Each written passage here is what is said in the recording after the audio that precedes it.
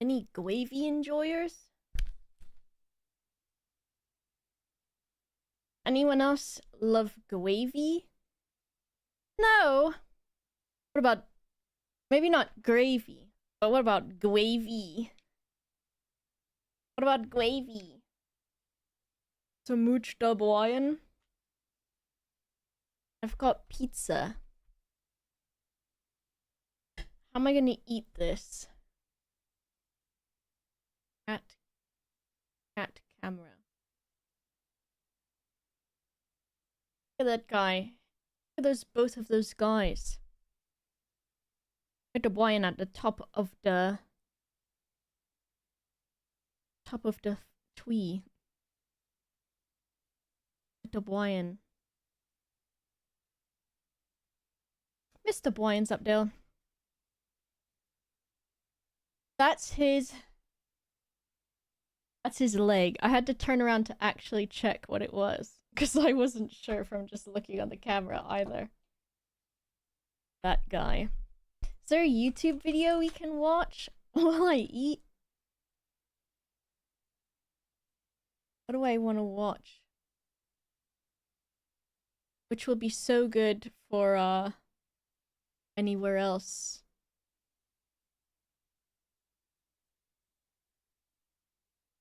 Whee! Mountain God. Let's look at smart history.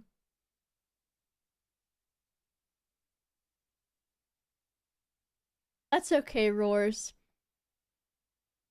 I get you. You were just trying to make a joke. That's alright. I just get very self-conscious if I feel like I sound stupid, because I worry that I used to be smart, and then that when I stopped going to school that I got so stupid. So I just worry about that. The Switch 2 announcement. Oh my god. Do I want to? Here's see all my recommended and what I've been watching. Best of Game Grumps. That's not me anymore. Look at this. Me giving Lewis. About to give him the business, dude. Brain atrophied. I'm not. I get pissed off about this.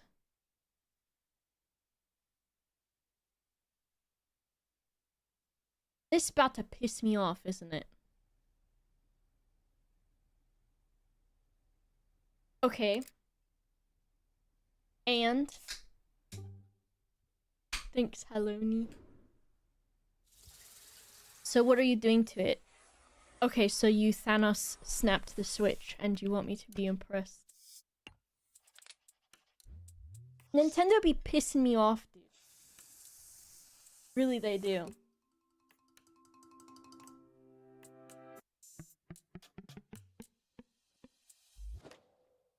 There's a... Wait. Sorry.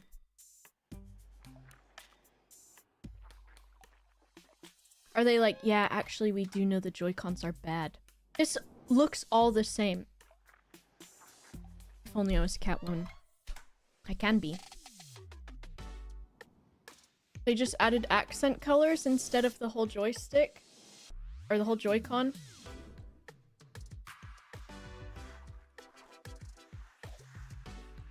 Same but better and bigger. Okay, so the OLED Switch too.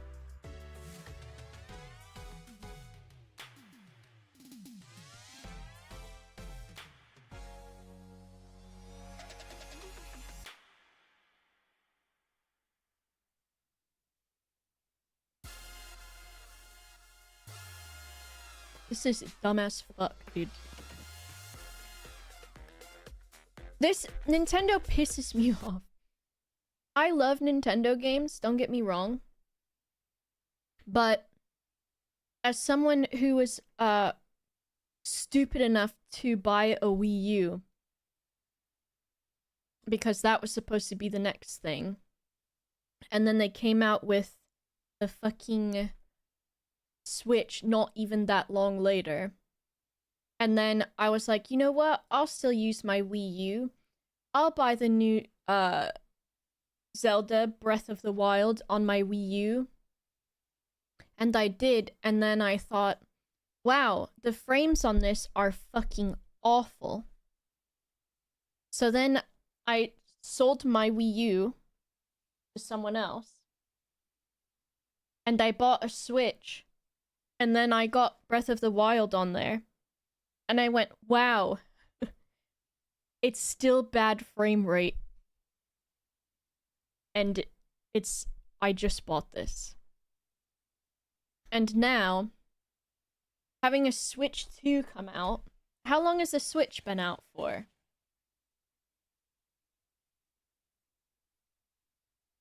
Certain Nintendo Switch games may not be supported or fully compatible with Nintendo Switch 2.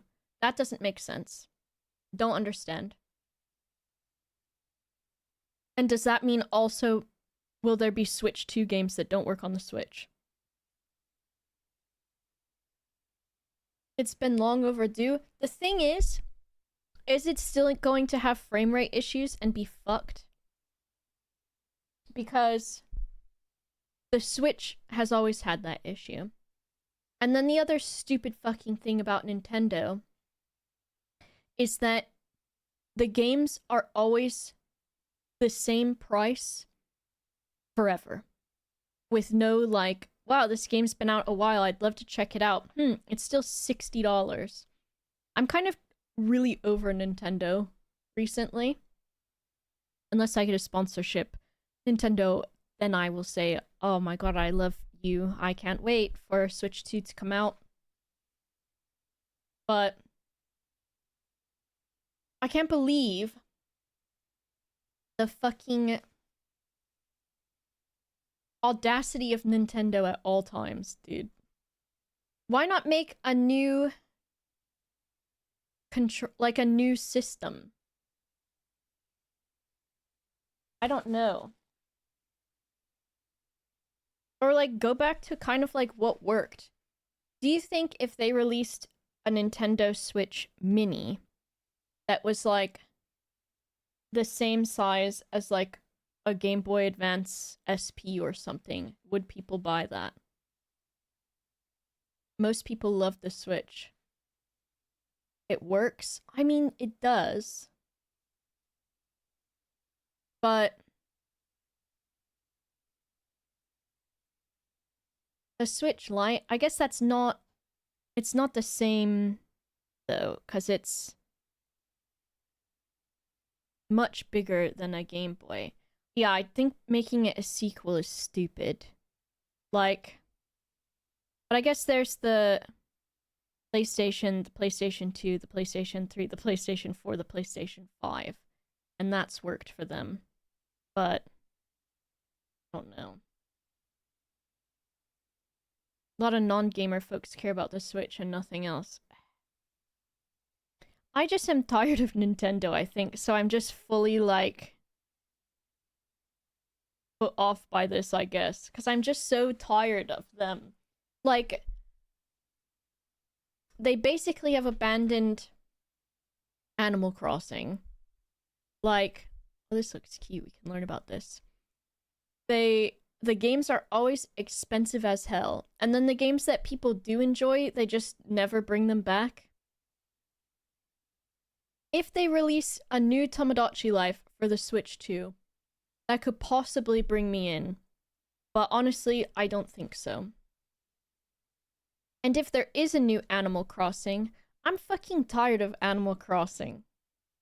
Because when you play other games, like Stardew Valley and things like that, where you can go to sleep in the video game and it's the next day, like maybe they can make it an option for people who don't want to wait an entire season to get different shit. And Animal Crossing is so like, it takes so long to get everything in the game or get anything. It's like, wow, I really want this piece of furniture. It's never been in my shop. And also, it won't be in my shop because the shop that I have is the fucking basic level shop. Because I haven't saved up enough bells. Unless I go to a treasure island. Let's see. I want to look at this painting because it's got cute animals in it. We're gonna do that while I eat.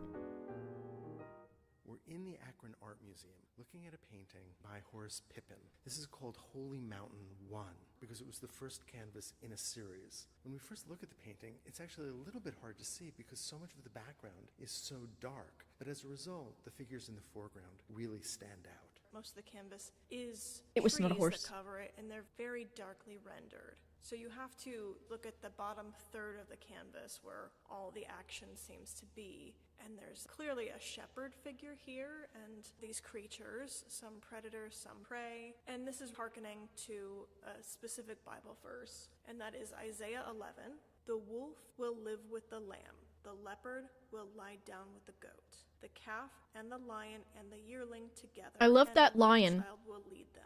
The cow will feed with It's the bear. garden Their party. young will lie down together. At John's. And the lion will eat straw like the ox. The infant will play near the cobra's den. And the young child will put its hands into the viper's nest. They will neither harm nor destroy on all my holy mountain. For the earth will be filled with the knowledge of the Lord as the waters cover the sea. Horace Pippin, by all accounts, was a deeply religious man, and that comes through in many of his canvases. And the central figure, the shepherd, is a self-portrait of Horace Pippin.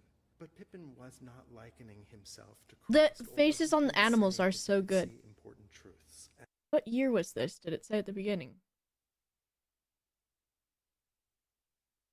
1944. Interesting. I thought it was going to be earlier than that for some reason. And about this composition, what are these bird-like figures? Is this creature in shadow? Is that a bear? Is that a panther? What are these figures behind the trees? They look like soldiers. And then you look at the date, which is very specific. June 6th, 1944, the first day of the invasion of Normandy, otherwise known as D-Day. There was tremendous risk in the world. There was tremendous violence. So the artist is creating a vision of this biblical Eden, of this biblical paradise, and wedding it to Poor contemporary lions, dude. events and contemporary violence. And so this painting is visionary. It is looking to a kind of greater spiritual redemption. Redemption as well as the afterlife, because in addition to the soldiers, we have what is most likely a temporary grave with the soldier's helmet, and then a more permanent grave with the series of crosses. So is he saying that we are on Earth, or is this... It's interesting, there's like the afterlife for him? animals in the foreground. And you almost can't even like... It looks like most of the stuff that has to do with the war is on the right side. And there's a tree falling over towards the middle of the painting. And then some dead trees in the foreground on the right side of the painting, where the other things are in the background. And these weird birds that are not real. The common house cat. Poor guys. I think this must be a cow. Maybe? And wedding it to contemporary events and contemporary violence. And so this painting is visionary. It is looking to a kind of greater spiritual. Then on the right, we see figures running with guns, and then a figure who is doing what? Has he been wounded? What is that little almost tassel at the extreme right? There is this ambiguity. Are these continuous scenes? Are these separate vignettes in between the trees? It becomes almost dreamlike. It becomes almost surrealist in a sense. You have to engage with it very close. You have to step in to be able to see some of these figures and to try and figure out what's going on. Probably See would these boringly say dreamlike cycles. that my favorite artist is Van Gogh, and my style, I don't think my style would align with anything that isn't contemporary, I guess, is what I would say. Of fighting and violence and death, which would probably be common for any artist who had gone through World War I and then lived to see World War II. The war aspect of this canvas must have been very personal to the artist. He was an active duty soldier during the First World War. He had enlisted and had been sent to France. He served under French leadership and saw extended military action, and in fact was a casualty of the war. He was badly wounded. His right shoulder blade was hit by an enemy bullet, and that was an injury that... So another painting by him from 1930. I don't know if these are eyes on this. On these things. What these are. It's interesting he used the frame too. I wonder if he made the frame or if it's like...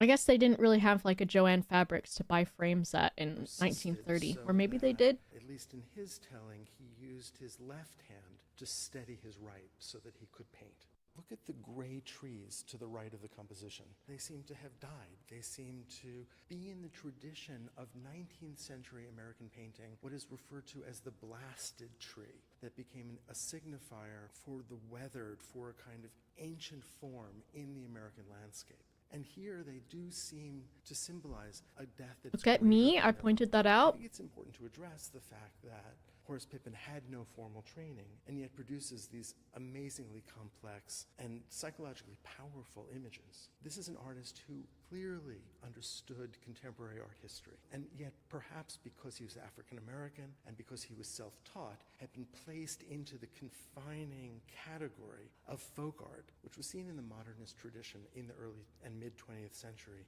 as both something that artists wanted to get back to, Erica, Dowie, Sips, thank you for the raid.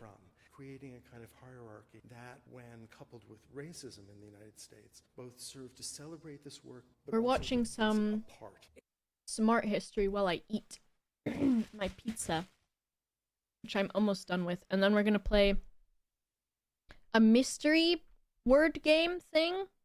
Sips enjoyers will probably like that. Sips enjoyers will probably like that. You like mysteries. I think they're saying it obviously, though, because this is supposed to be like an introductory sort of YouTube video to art history for people. That's why it's called smart history. So it's like people that might not know even the base level of stuff. What happened to Erica? Why is she crying? What Erica crying? David Lynch. What the heck?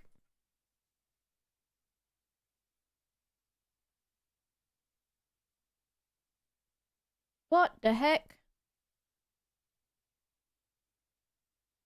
He was quite old. And he got to do a lot of stuff, so that's more than a lot of people can say. He loved cigarettes. He must have. No sips enjoyers. Frick. Someone tell Spooky Bike.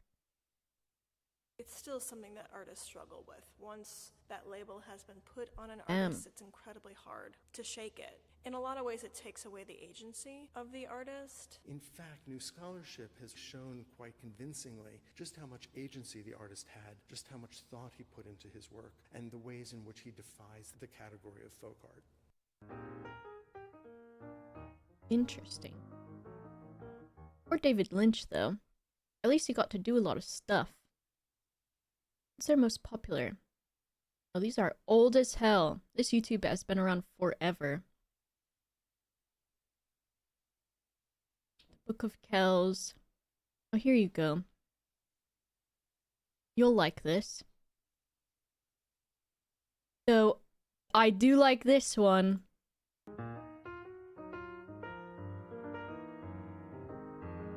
Alright, I'm gonna point some stuff out about this before they go into it. So this is like... in Egypt, for a long time, for like centuries, there was a way that they did Egyptian art that was by a standard that people didn't deviate from. And that was like a very mathematical sort of system and a certain way that they portrayed everything. And that was how it was for a very, very long time. And no one ever deviated from that, because a lot of art and sculpture and architecture, as far as I remember, was controlled by the pharaohs as well, because most of it was like, you know, in old times only rich people could buy art or make art typically, or not make art, but like commission art. And so then this really weird pharaoh got into power, and I think he was like a son of someone, and eventually, you know, was in line to be ruler or something. They'll explain it too. But what it's saying here is Akhenaten is the guy on the left. He comes into power and changes all of the artwork and all of the standards and says, we're not doing it that way anymore. We're doing it this way. And so the way that they change artwork for this guy is weird as fuck. And this is one of the like aliens evidences, basically. So because the way that they made people, they look like how even in modern day we say that aliens look. So they've got these very strange, like, extended heads, even though they've got crowns on here. But these are babies or children who are probably not wearing crowns. Like, this one is not wearing a crown. And they just have really strange, weird, long heads. And then, like, these little pot bellies and stuff. And then this guy was really into the worship of the sun, I think. And it's gonna say, the video will explain it, so I might be remembering some things incorrectly. But it's like the sun is sending some messages through rays or something. So this guy was on one, dude. Wondering when is the music was happening. What are you talking about, rat boy? 1350 BC. Learn about Akhenaten. So around Take notes. 1350 BC, I'm gonna quiz you at the everything end. changed in Egyptian art. When we think about Egyptian art, we don't think of change. That's true. The old See, this kingdom, lady, the I Middle liked her Kingdom, the better. New Kingdom, and the transitional periods between, art is consistent for almost 3,000 years. But there is this radical break right around 1350, and it's because the ruler, Akhenaten, changes the state religion. He changes it from the worship of the god Amun to a new god, a sun god called Aten. So he Not actually even changes Ra, his though. own name to Akhenaten, which means Aten is pleased. But to Aten, a new god. And then he goes, you know what? My new name is Akhenaten because I love that guy and I'm so about him. He's doing it, Pip. He's doing it. The key is he makes him and his wife the only crap, representatives boy. of Aten on earth. And so he upsets the entire priesthood of Egypt by making him and his wife the only ones with access to this new god Aten. And in fact, after Akhenaten dies, Egypt will return Cult to its man. traditional religion. So this period is a very brief episode in Egyptian history, but it also marks a real shift in style. And the small stone plaque that we're looking at, this sunken relief carving, which would have been placed in a private domestic environment, is a perfect example of those stylistic changes. Right, it would have been an altar in someone's home where they What's great about old artwork is the amount of instances where children or babies are just depicted as smaller human and not like baby proportions. Because this is not a child's proportion. This is just small mini adult. And that happens in across all countries, basically. would have seen Akhenaten and his wife Nefertiti and their relationship to the god Aten. This has always been one of my favorite sculptures. It's so informal compared to most Egyptian art. We really have a sense of a couple and their relationship with one another and their relationship with their children, and love and domesticity. So let's take a close look. On the left, you have Akhenaten himself. This is the Pharaoh of Egypt, the supreme ruler. You can see that he's holding his eldest daughter, and he's actually getting ready to kiss her. He seems to be holding her very tenderly, Supporting her head, alien holding her head. under the thighs.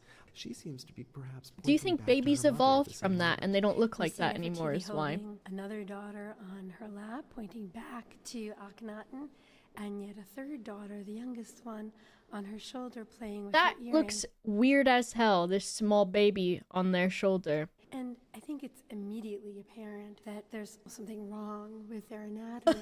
If you look at the children, Okay, lady. I guess don't pull your punches then. Those children had borrower disease. This woman, something is definitely wrong with them. or we look at Nefertiti or Akhenaten, It does look like we Coco see or whatever. swollen bellies, very thin arms, and elongated skulls. Forms that have made art historians wonder whether there was something medically wrong with Akhenaten. In fact, we don't think that there was. We think that this is a purely stylistic break that was meant to distinguish this new age, this new religion from Egypt's past. Egyptian art had been dominated by rectilinear forms. Here, Akhenaten seems to be demanding this new style, dominated by curvilinear forms. Can you imagine they went from this with the old pharaohs, and it's been like this forever. And then he's like, hey, I came up with this new god, and I want us to all draw like this instead. Make sure you have your pot bellies and your long heads. And probably everyone was like, I don't think I'm super down with that. It could be Dominated aliens. by curvilinear forms. Look at the careful attention to the drapery. There is a softness throughout that is an absolute contrast to the traditions of Egyptian art. But in some ways, there are elements of traditional Egyptian sculpture. Right, we still see a composite view of the body, a profile view of the face, but a frontal view of the eye. Right, or one hip is facing us, but the shoulders are squared with us, so as much of the body is exposed to us as possible while the figures are still in Aliens. profile. So let's take a look at some of the iconography here. This little panel really tells us a lot. Hold on, God they're is in a present. museum, Aten dude. They is gotta be present. quiet. Here rendered as the sun disk. And from that sun, which has a small cobra. Look at in that it, little which snake in there. signifies that this is Yeah, the true Mita supreme Chaka. deity, Here's your the next only pose. deity. Akhenaten was a monotheist. This was in such contrast to the pantheon of gods. So he only believed in one god versus the extremely traditional Egyptian many gods. that traditional Egyptian religion counted on. Here, Akhenaten says, no, there is only one true God. So we can see the cobra, we can see the sun disk, and then we can see rays of light. That This is pour Smart down. If you History, look is the closely, YouTube you can see channel. hands It's at been the around ends for like of those rays, except more than for 10 the years. rays that terminate right at the faces of the king and queen. And there you see not only hands, but also ankhs, the Egyptian sign of Oh, life. so this is like a little hand coming down, I guess. And then the hands are giving the sign of life to the pharaohs and their children, I And so it's as guess. if Aten So there's two going to that woman and two going to him. the Egyptian sign of life. And so it's as He was if trying to do a Aten a is giving life Christianity. to these two Christianity. people, and these two people alone. Those rays of light are holding those ankhs right at the noses, the breath of life for Akhenaten and Nefertiti. We can see in the throne of Nefertiti symbols of both Upper and Lower Egypt, indicating that Nefertiti is queen of both. Okay. Akhenaten himself is sitting on a simpler throne. It does give a sense of her importance and the fact that they would rule Egypt together. Interesting. What a freaky little time in art history. What else they got in their top videos? They're really good. We won't watch any more, but there's one with the weird little titty on it. Oh, Manet Olympia is a good one to watch. These guys, the Lamassu from Babylon, those guys are cool as fuck. The Kiss. There's the one from Elliot. Man, Death of Marat. Also, big recommend this one.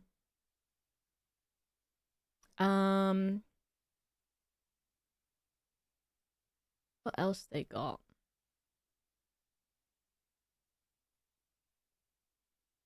Stupid fountain. I hate I hate art made after Pretty much after 1900, essentially. Well, I don't mind Impressionism and stuff. Impressionism? Impressionism. Judith Slaying Holofernes, also really good. Van Gogh stuff. Jan van Eyck, all the Jan van Eyck stuff is really good too. Here's a cool word you can pull out to impress people. You will not impress people with this because they won't know what you're talking about. This is called a triptych because there is 3 different sections of this altarpiece, and you can see the hinges of it where you could close it. And if it was 2 pieces, it would be called a diptych. Yeah. Dadaism or Surrealism? Surrealism I'm okay with, but also... I don't know, dude. Enunciation. We love a good enunciation.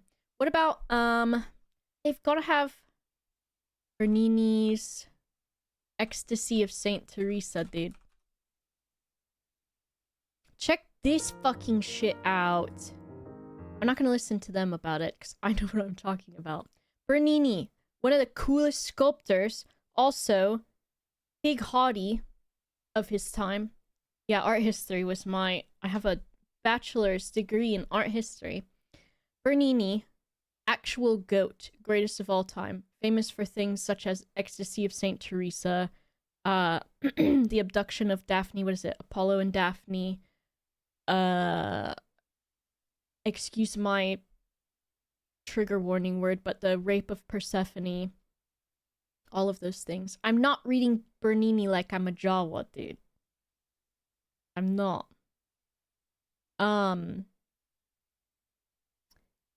But he did a bunch of sculpture. This is a really cool one that is inside of a church.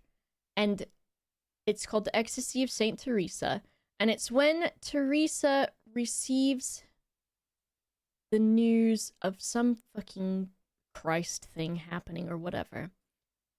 So what they're saying is like unification of sculpture, architecture, painting, and light. Because you've got paintings on the wall and the architecture of it, and then you've got the actual piece here.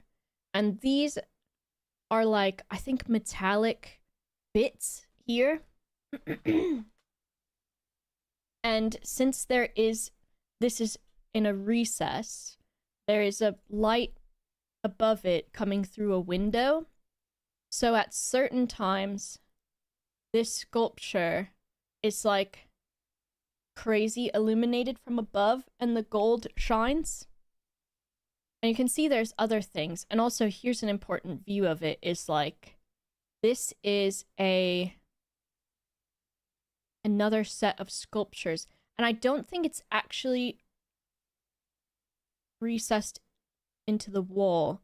I think this is a trompe-l'oeil, I guess you would say. Trompe-l'oeil, which is like a trick of the eye. I think this is a painting with perspective in it, but they're like little guys in a theater seating that are witnessing the Ecstasy of Saint Teresa. I believe that is on both sides. Are this means he could to involve the viewer and to inspire faith in them. And also, when Teresa receives this news, she receives it from an angel with an arrow, which I believe pierces her heart. And when she receives this news, she is filled with the ecstasy of God and Christ. And Bernini said, how do I show that she's feeling ecstasy? Ah, yes. Orgasm face. So the ecstasy of Saint Teresa is quite literally the coming of Christ. Well, the coming of Teresa. So there was like a bit of controversy, I believe, with it. because they were like, hey, we commissioned this for the church and you straight up gave us an O face, dog. And he's like, I'm literally the best sculptor you're going to get, dude. Hassan, thanks for the 33 months. And so, let's see what it's saying. Oh, here we go. Here's when she's talking about it. The reading. We'll listen to the reading. Appeared an angel. Beside me, on the left, appeared an angel in bodily form. He was not tall, but short, and very beautiful, and his face was so aflame that he appeared to be one of the highest ranks of angels, who seemed to be all on fire. In his hands I saw a great golden spear, and at the iron tip there appeared to be a point of fire. This he plunged into my heart several times so that it penetrated to my entrails. Are you When he all right, pulled it out, lady? I felt that he took them with it and left me utterly consumed by the great love of God. The pain was so severe. Okay. So, back in the day, people could get away with saying this shit, and now if you do, they put you in a very soft room. Like, The pain was so severe that it made me utter several moans. The sweetness caused by this intense pain is so extreme that one cannot possibly wish it to cease, nor is one's soul content with anything but God. This is not a physical, but a spiritual pain, though the body has some share in it, even a considerable share. That last line is especially important. Neato Both chalk. the text that you just read and Bernini's approach use the physical body and sexual symbolism to get at the spiritual experience. We don't have visions, you and I. Most people don't, but St. Teresa was blessed. We need to understand. damn, can someone bless me, dude? So this has where the light comes down. What else is significant about this? I think mostly just about Bernini, but I do think this is worse perspective. And it's almost difficult to tell because it's so well done. What does that say? Broken pediment. Why is it? So we become a part of the work of art. Look at the way that the broken pediment, this stage-like space, seems to open up as if the marble is moving to reveal this intimate image and to give A us broken stage-like pediment. space. Part of an audience. So we become a part of the work of art. Look at the way that the Broken pediment up here. So are they saying, I don't remember this bit, but is it that this has been thrust through the wall or broken something? pediment, this stage-like space, seems to open up as if the Is that... Broken pediment. Well, I guess, are these seams on purpose then, maybe? Is that what it's saying? marble is moving to reveal this intimate image and to give us a sense of the specialness of our Oops. vantage point. The figures on the Or upper are those left and just- the upper oh, right that are just might be curious. the lines They for are this. like us, seeing this sacred event, but they're not like us because they are the patron and the family of the patrons. These guys loved this shit. They paid for some whack-ass shit to go into the church, and then they'd be like, hey, can you, like, paint me into it too?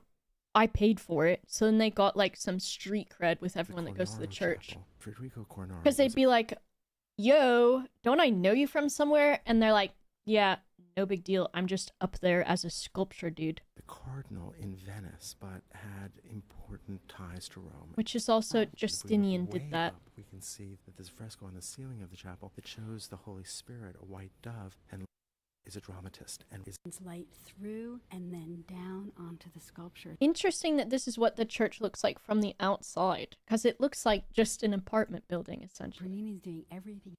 But Bernini was like one of the greatest, I think one of the greatest sculptors of all time. He's behind me, isn't he? Doctor Who brought him to my house so that he would hear me say that and know that he was valued. Justinian? Will this have it? Yes, dude. This is another one. So Justinian... Emperor Justinian, I believe,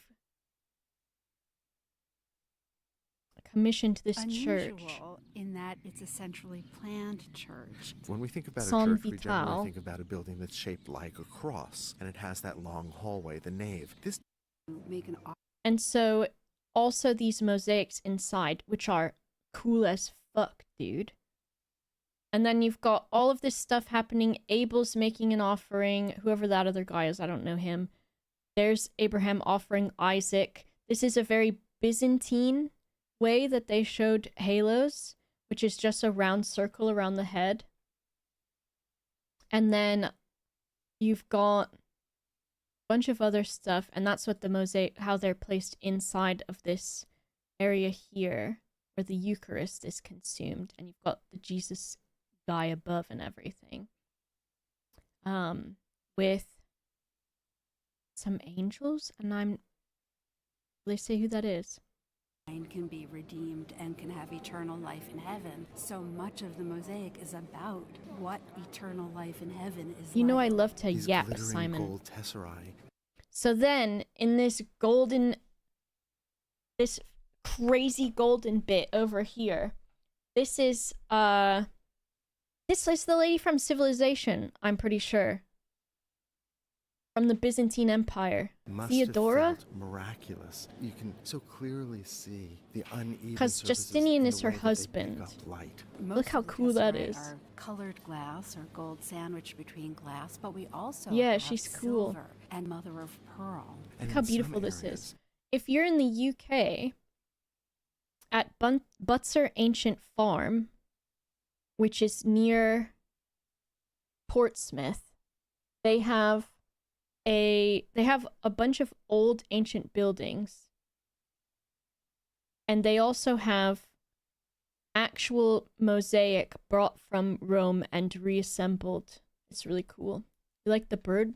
Bird's pretty good. stone that is less reflective and creates a dynamic I love a good contrast bird. with the glistening quality of the metallic and glass tesserae. Look at this You guy. don't see that bright orange. Justinian's like, hey guys, I'm first in line to do the honors of bringing my, what would they say? It's not a sacrifice, but bringing their whatevers. Look at these guys. The apostles. Got some fish around him, a nice little bird. Christ has got the Book of the Apocalypse. Look at this little lamb guy, dude. Where do they talk about, here it is. Probably. Doctrines of the church. So, Constantinople. And so Justinian, the emperor There he in is. Constantinople, He's like, hey, I want to be in the sends painting. his general to reconquer Ravenna and reestablish Orthodox Christian belief. And so what we're seeing here is the reassertion of Eastern imperial control. That is, Justinian is in Constantinople, and he is saying, I'm in charge even here in Ravenna, in Italy. Yeah. That's what the guy did. His emperor, the soldiers, and the religious figures. And then he's got Theodora. And I think that Theodora used to be like a prostitute or something before Theodora, married the her? empress, and it mirrors the panel with Justinian. So we have Hello, an Chris. idea that Yes. Theodora ruled as See, that's what I co-equal thought. to And he Justinian. She's fucking wearing loved her, dude. incredibly elaborate clothing and jewelry. And she was with baller as rubies, hell. With emeralds, with sapphires, and very large pearls. And in back of her head, just like Justinian, is a halo. Like Justinian, who's carrying a bowl that held the bread for the Eucharist, Theodora is carrying him? the chalice for the wine for the Okay, so they're bringing the things for the Eucharist, which is important. Eucharist. I And guess, she's for the surrounded by attendants Christians. that symbolize the imperial court. A curtain is raised as though she is about to take part in a ceremony. Also, I love how they did eyes in Byzantine times. Look at those eyes. That's what our eyes look like in real life if you play too much video games. Just like so defined. The Eucharist. Theodora is carrying the chalice. They This talk is about the little feet. extraordinary, as brilliant as the mosaic is. It's not the only showpiece in this church. For the medieval viewer, the dynamic abstractions that we see Interesting. in the stone revetment or stone panels have been opened up so as to produce these. Is there... There's one where it's got... There's like Christ in an egg. Because there's different types of Christ. Like, there's seem as different, if they're alive. I don't know how different categories of Christ. So they've got the apocalypse Christ, They've got the egg Christ. There's a bunch of different ones. They have the Bernini, the what's that thing called that's in the Vatican that was made by him? Palisade or something? Egg Jesus. He's got some kind of like little, this guy. The Baldacchino, dude. I'll give you just one little cool fact about the Baldacchino, my guy. Who's this? St. Peter. So this is in St. Peter's Basilica, I believe. And this is called a Baldacchino, whatever. And he made this. It's got a bunch of like mini sculptures on it. It's a big tall thing. This is one thing I'd love to see in person. If I got to choose. I don't know if they will show it up close. Like the thing that I'm specifically thinking about. But there's... the bees are on it? Why is there the bees again? It's a bee, and so when we look up, we see bees on the baldacchino. And so this is about the church, but it's also about the individual contribution of this particular... The Baroque Pope. I'm looking for it. I don't think they're going to show it. Baldacchino lizard.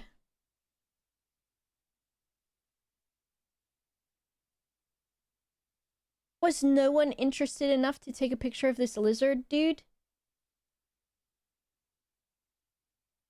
Come on, dude. There's one picture. On the Baldacchino, Bernini put this fucking tiny lizard, dude. Because it's like a fucking inside joke to other sculptors and artists.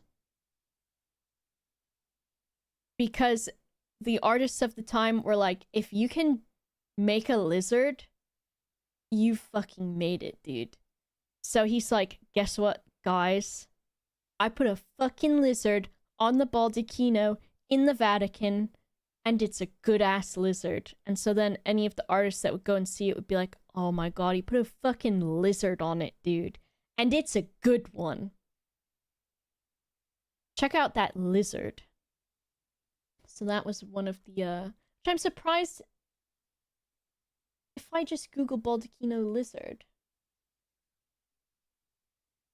Does anyone else say anything about it? Because that's what I learned from my teacher.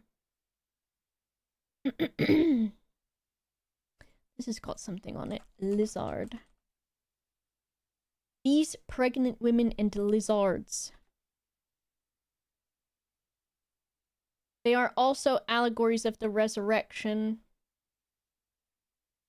But my teacher also told me that they are because they're like, bro, this guy made a fucking lizard. It is their cool S. That's very true. Lots of cool stuff here, though.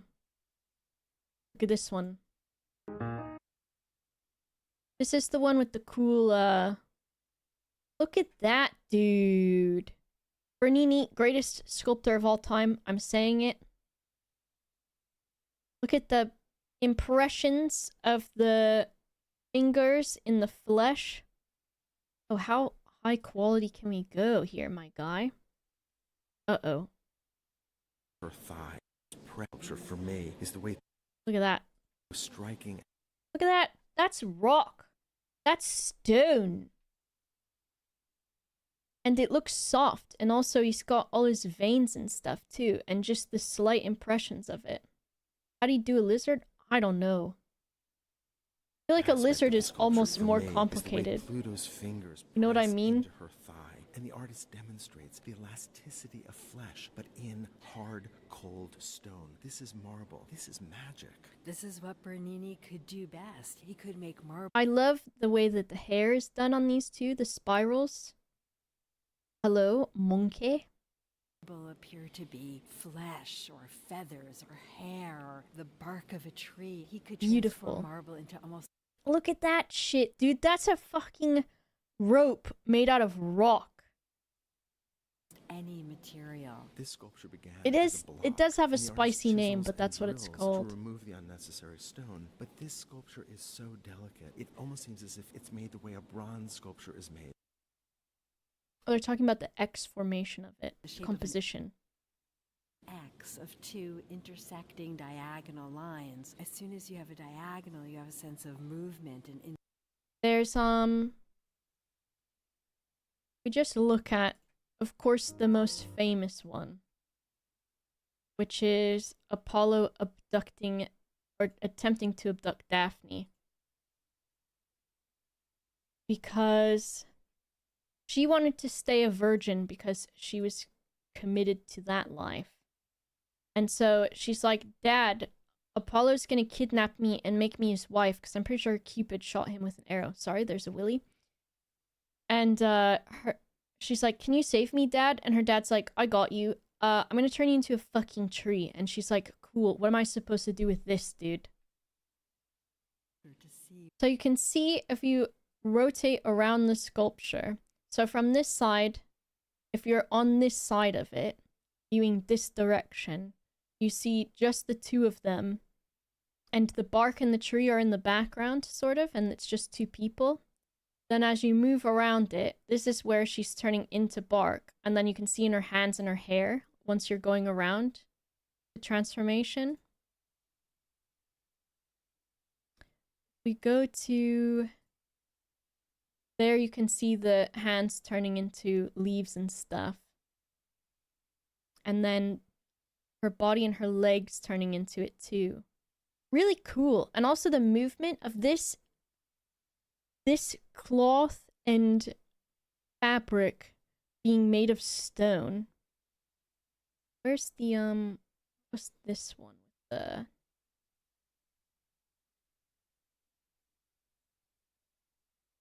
Pietà. Pretty good, dude.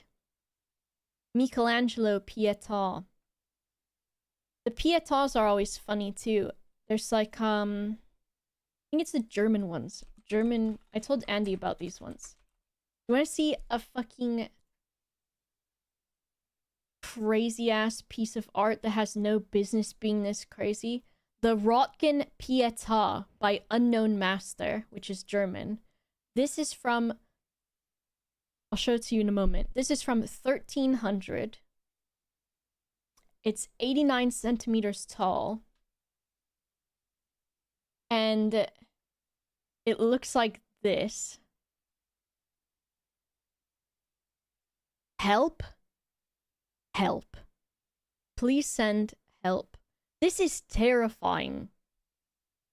This is the thing I learned about in school where I was like, this is the worst piece of art I've ever seen. Not because it's bad, but because it is horrifying. It's from 1300. One of the most intensely moving kinds of representation in Christian art is the Pietà, which is a devotional image from the late 13th century. Known for its... one that is known to be particularly expressive is this one. A wood carving where the Virgin is shown with the dead Christ in her lap, with the face of agony. So this is when Mary is like holding Jesus and is like, I'm so upset he's dead. I'm his mom. But I'm glad you're enjoying it, winging it. I was gonna say you're gonna smash that surgery, but I don't know if that's the sentiment that you want for it. But I'm sure it will all go fine and you'll be good.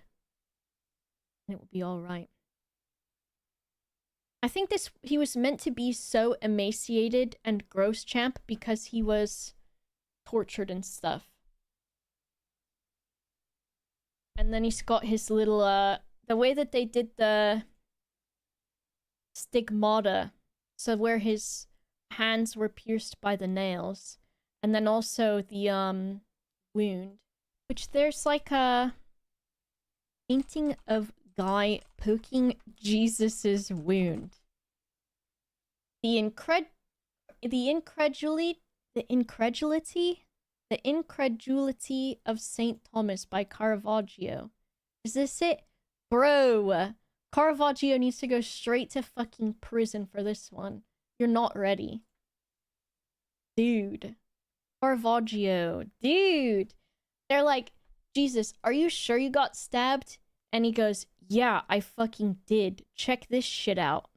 And they're like, let me get real up into that one to make sure that you're not lying. And he's like, yeah, go as deep as you need to so that you know I'm not. This is by Caravaggio, and it gave rise to the term doubting Thomas, which I guess is similar to Variety Andy or whatever the fuck the streamers say. It is, unless I see the nail marks in his hands and put my finger where the nails were and put my hand into his side, I will not believe it, because Thomas the Apostle said that after Jesus' resurrection. So Thomas was like, okay, dude, sure, he fucking came back to life after getting stabbed and all this shit. And they go, no, it's true, Thomas, he really did. He goes, okay, if Jesus comes back and proves it to me, then I'll believe it. And then it says, a week later, Jesus appeared and told Thomas to touch him and stop doubting. And Jesus said, because you have seen me, you have believed. Blessed are those who have not seen and yet have believed. Throwing straight up shade at Thomas. Straight up shade. Saying, all right, you needed to see me to believe me, so here you fucking go, start believing. But blessed are those who don't have to see me and still believe in me. And Thomas is like, come on, I'm sorry about that. Excuse me for being doubtful, okay? Excuse me. But this one, bro, I don't want to know the reference that he had to use for this, because it does give vagina. It does give vagina. Anyways. What's the other one? If you have time, also on Smart History, to watch Artemisia Gentileschi's Judith slaying Holofernes. That's a good one. Because Artemisia Gentileschi was actually a female painter in a time where there weren't many female painters. And the way that she depicts Judith slaying Holofernes is really cool because it's quite feminist for the time period where there was not feminism. I've talked about this before. But hers is very, like, brutal, and the women are not beautiful in contrast to Caravaggio's. Judith. I can find that. So, these are the ones that you have to compare. Caravaggio's like, I love women, and also I love to make all of my blood in my paintings look like spaghetti, is what my teacher used to say. Pretty much, champ, pretty much. So in this one, Caravaggio's got beautiful, beautiful Judith, who's kind of grossed out at the fact that she's beheading this really shitty dude. And then you've got Artemisia Gentileschi, who is a woman trying to fit into a male sphere, which is art during the time. And this dude's fighting for his fucking life. She doesn't give a fuck. She's about it, dude. And so is her friend. And then she's got another painting. I also am a Caravaggio fan, but in comparison, it's really interesting. You've got her... There's another painting that she did that is like... I think it's this one? 5-star reviews for the Beyonce of art history. That means Elliot would like Artemisia Gentileschi. He loves Beyonce. Which one is it? Just kidding. James! Thank you so much for the raid. I hope you had a good stream. The Death of Marat. It's on Smart History. I told everyone to watch it. What's this one? Pinnacot. This is Susanna and the Elders. Yippee! So this one is like, what's the story of this?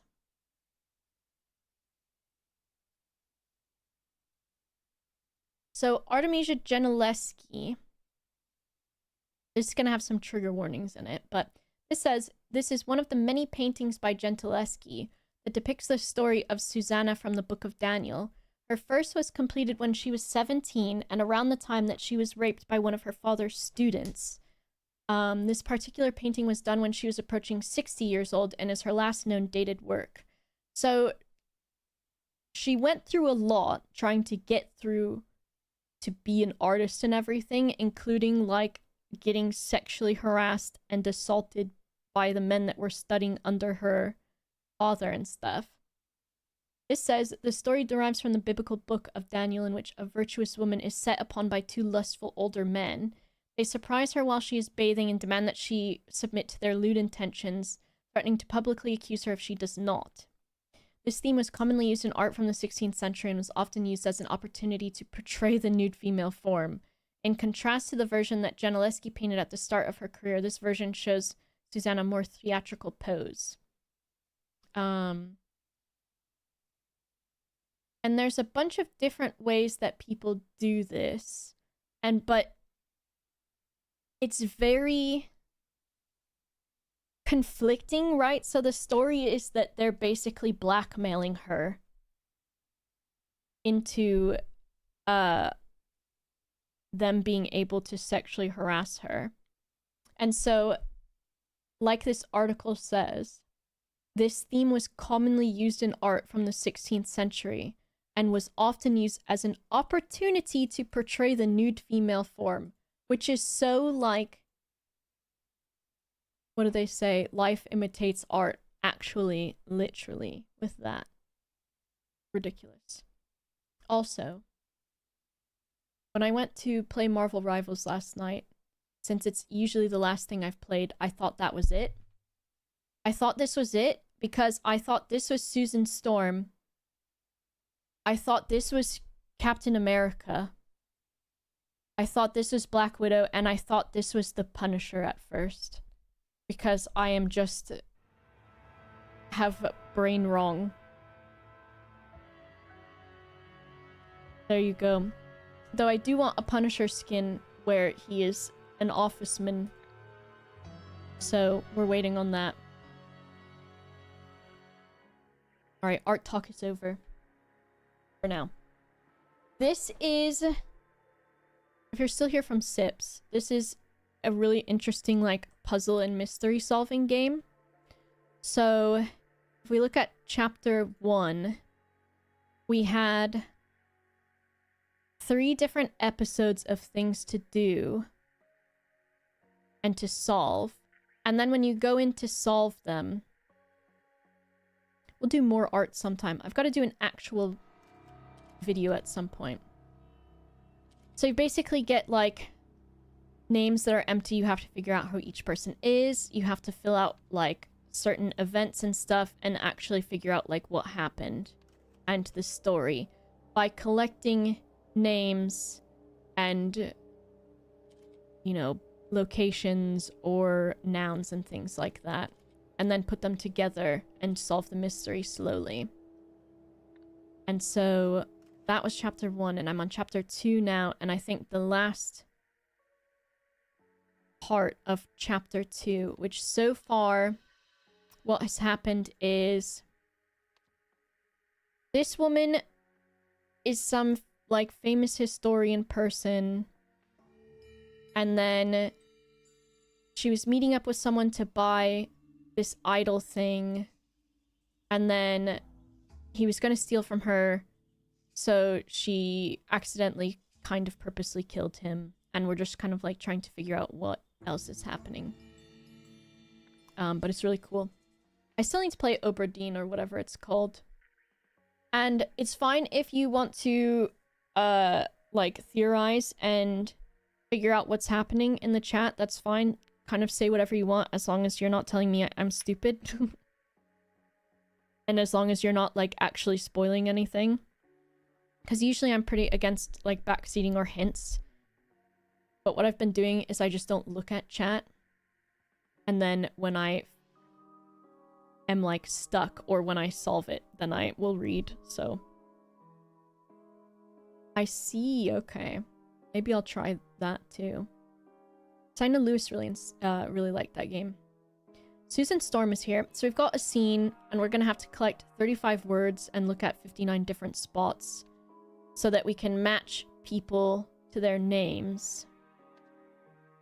So the first guy that we have to match is this guy. So I think I opened his dialogue the other day. And then this is the event that we have to solve. Our shitty brain rotten shit posts. This is true. Seven Seas auction on August 13th, hosted by Niels Wilmington. And then there's a bunch of times, and sold lots will be retrieved by the property manager at the following times. Okay. So we've got some times. We've got an object that looks horrible. You are allowed to whatever that is again. Me and y'all. Outbid again. Robbie was right. Why did I even come?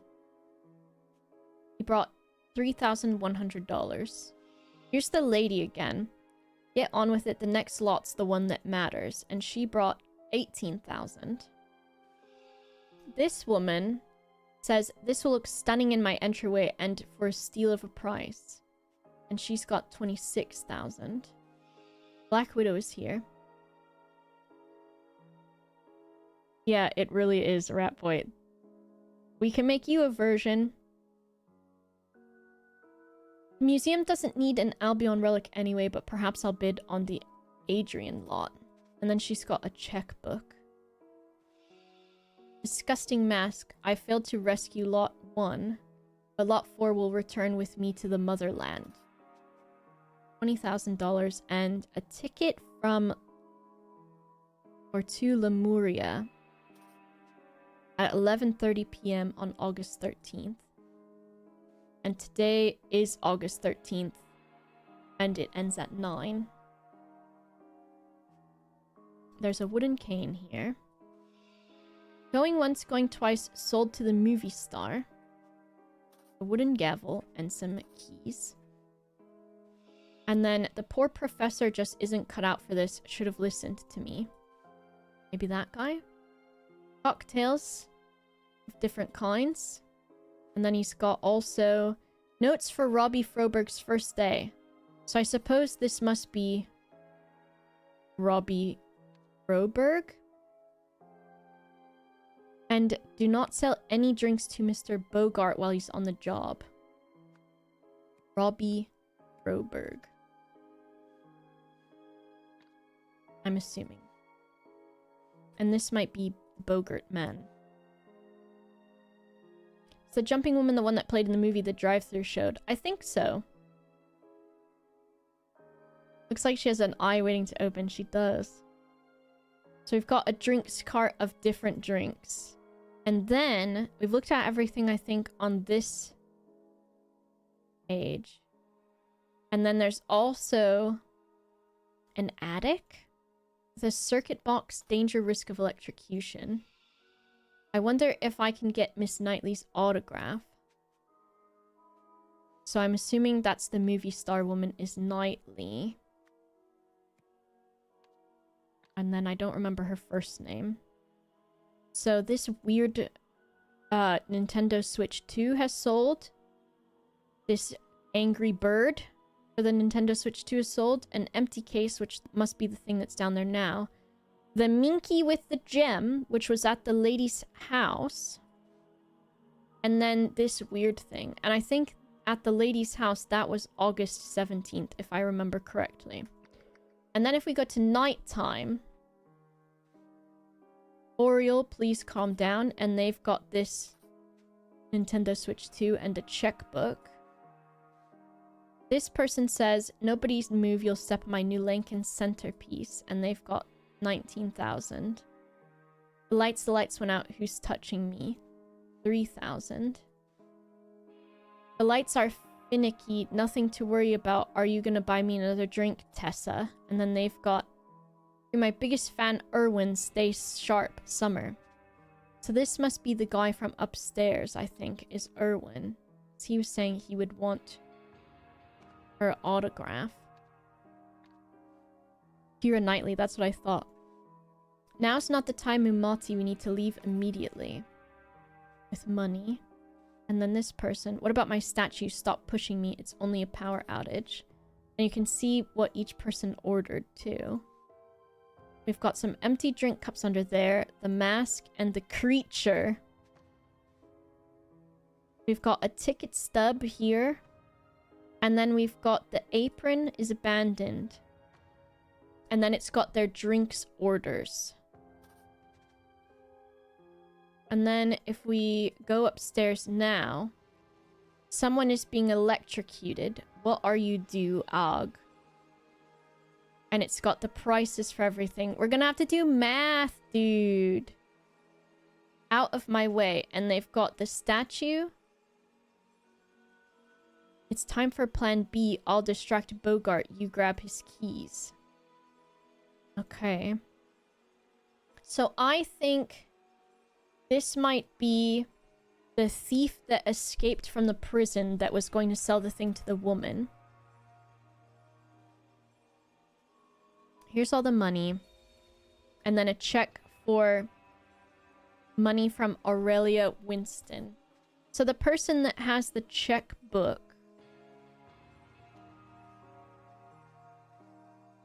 Where are they? They still have it. Alright, Aurelia Winston, I think, is this person.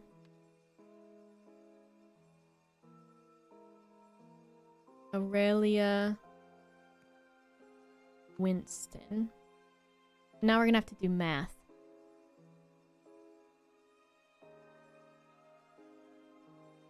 So we've got the lots to figure out. We've got the names to figure out. So this guy's gonna be Bogart. And then if we go nighttime and above, they're saying out of my way. These are the lots. And the keys and the money. Alright. Erwin. So if we go down here, what are they saying? Now is not the time. We need to leave immediately. And this person bought a statue. Man, this is gonna be certainly something.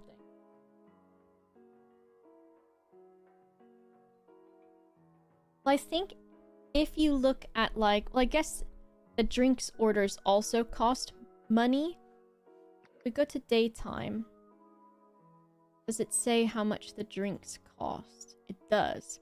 So they would have a drink and an object.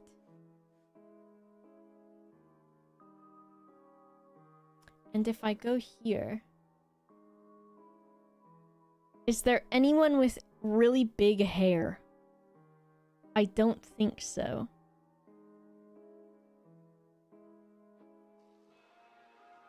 But that might be... I'm trying to see if anyone's hair looks different, but I don't think so.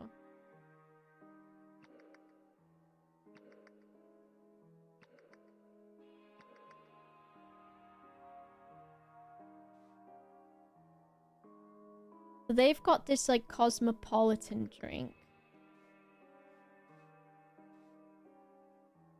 which is... There's Martini, Haley's Ghost. Alright, let me look at these drinks. So they've got that, the thing with an olive, which would be a martini. So this person ordered a classic martini. So if I go to nighttime, they've got a classic martini, which was Mrs. De Silva. So I can kind of take notes this way. Mrs. De Silva got... Okay, there's no... Can't put Martini here. Mrs. De Silva.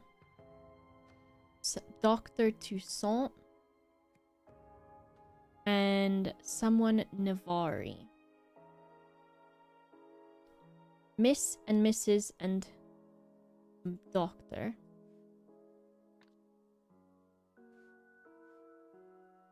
So there's a bunch of different ways. Can you open the drinks and I can write in chat how much each costs? Sure. Classic Martini, 20 whatevers. Harley's Ghost, 15 whatevers.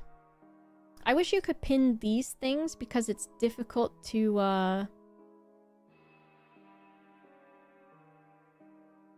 have to go back and forth. Sue?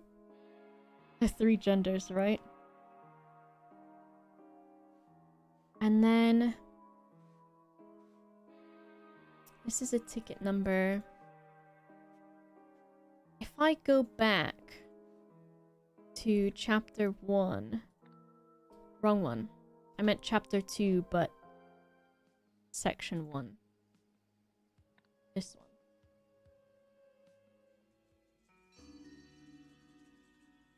Because this one... no, we didn't name the historian in this one, did we? We named the historian in... I don't know if we have named the historian yet. I can't remember. Did it say it on this? On the paper? No. Eccentric Historians Harmony Foundation. Did we have words? No, we didn't have any names because they would be red. If I look at behind bars, I think all the names here are of the inmates and the dudes. Yeah. Look! Sips Enjoyers! It's the guy! It's literally the guy, dude. That's the guy that you like. Where is he? This is your guy, Sips guys. That's literally him. The real guy and the best guy. He's in the video game. I don't think...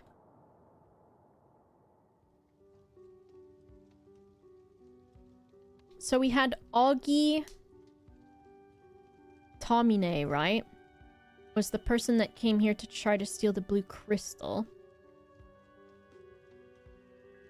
And then we can see on the poster...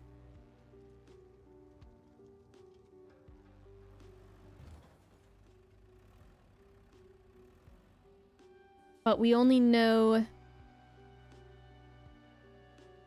I don't think we know that person's name outside of their character. He looks better than Sips. Whoa, whoa, whoa now. Yeah. Okay.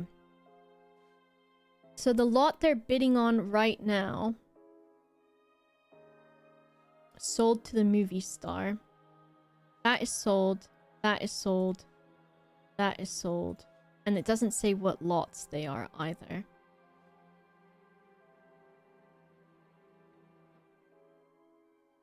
And this guy's got his keys on him. And if I go to nighttime, a creature and a mask. This is the ticket. And then there is a book. Is it on this guy?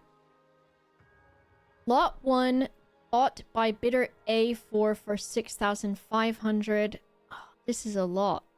This is not easy. Lots. 1 through 5. Where it came from and how much it cost. Now, one could assume that it would be 1, 2, 3, 4, 5. So if we go with that thinking, the item in the first one is the Nintendo Switch 2, which is the seal. Then we've got the creature feature featuring the creature. Then we've got the mask. Then we've got the totem, I guess? Statue? And then we've got the nose pass.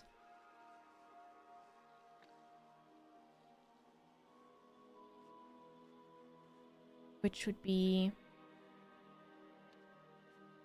a totem. But this is not particularly reliable as to that those are what is what. So an esoteric totem. They've got 7,000 in the bank. Man, how are you supposed to do this without taking actual notes? So 7K in the safe. I could be doing this, taking actual notes with text. 7K is in the safe with a check for 6,500. 6.5. Check.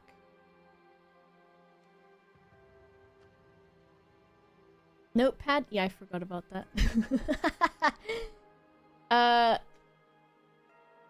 Whatever. Let me change my font though, because it's a silly, goofy one. Should we use Game Boy font? No. Perfect. Okay. Safe has 7K and then a check for 6.5. And then this guy has got lot 1A, bidder A, 4, and that is 6,500, which might be the check. Probably is the check. Then we've got S3 for 2,000. Where's the money? 2,000?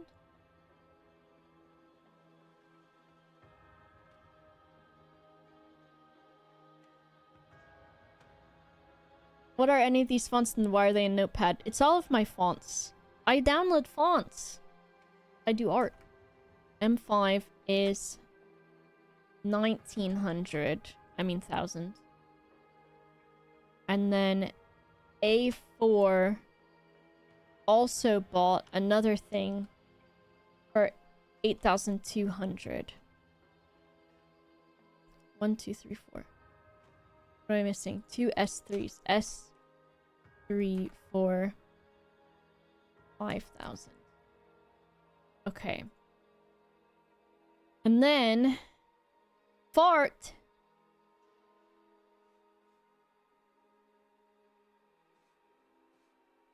We've got that. Bidder A4. So if I go to daytime.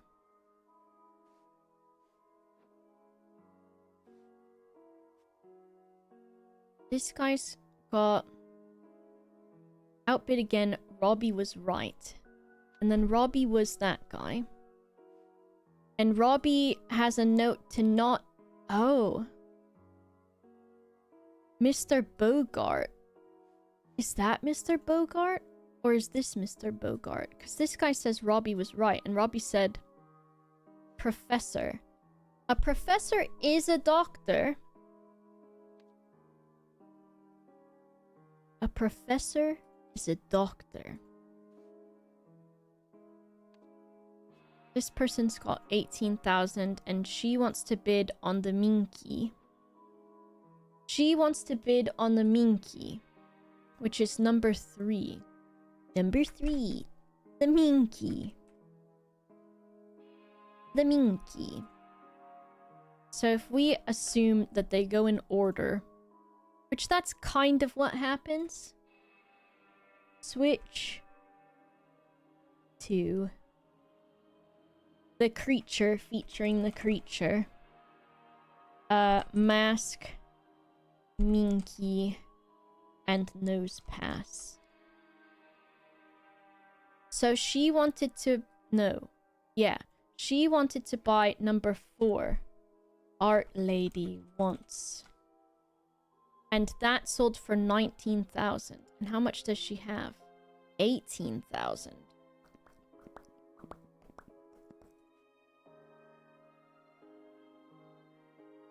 Burger King foot lettuce. This will look stunning. A steal of a price. She's got 26 grand. And I think bought this ugly fucking poopy corn mask shit for 5 grand. And then she must have also bought the creature. So this is the person that bought this. Is it Summer Knightley? Which is... It's Summer Knightley because it's bitter S for that amount. And then if we follow that way of thinking... Summer. Then A4 might have bought the Switch 2 with a check. Spooky Bike, thanks for the 61 months. I forgot to thank everyone at the beginning of the stream. I'm really sorry. Niron Significant Otter, thank you very much. Wait, no, that was yesterday. Niron Significant Otter, thank you very much. I gotta kiss wine later. Niron also resub for 38 months. Cap'n Bit, thanks for the Ben. You're welcome. Just, that's... Thank you, whatever. The Darn, thank you for the 58 months. Hassam, thank you for the 36 months, 3 years. Cool Matthew, love that.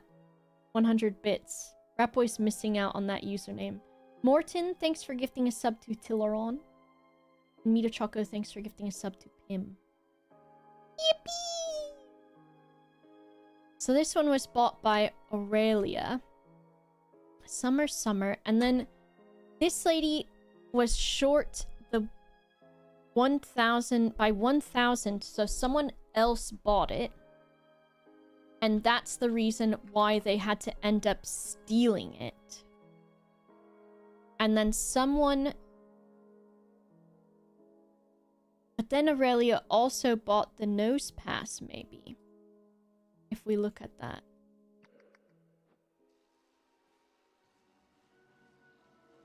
A4. So there might... Are there 2 names that start with A? There's not. And this check was for 6,500 from Aurelia.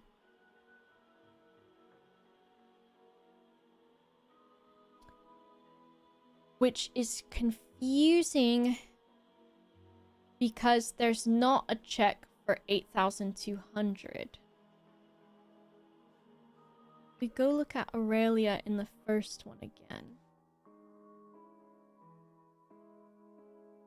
Museum doesn't need an Albion relic. So maybe this is Albion. The one that's occurring right now. Which is the mask from perhaps Albion. Which was bought by Summer Knightley. 36 months, right? 33 months? 36? It says resub for 36 months and has been subscribed for 33. Did you do 3 months at a time or something? Maybe? She wrote a check for it, but it doesn't look like she also has money, right? So if she bought 2 things, then I'm confused as to why the check is only for 6,500. And then there's 7,000 in the safe, which would be from these 2 things. Safe. So the 19,000... What's this? Plan B, I'll distract him, you grab his keys. So then we've got another person who had keys on them. Was this professor guy, did he have keys? No. Whose keys are those? I think they must be the security guards. Okay. So they've stolen the security guards' keys.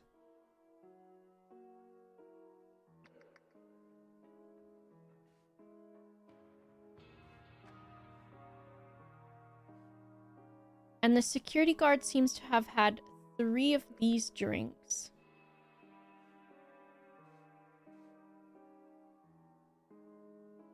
Rum, butterscotch, and vanilla served in a copper mug. That sounds actually really good. The 7 Seas special. So that guy has maybe had 3 of those. And the note said,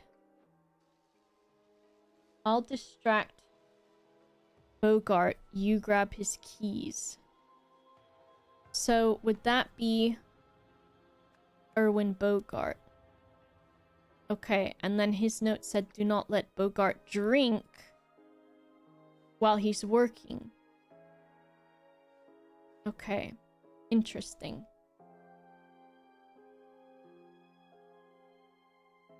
So then we've got to figure out.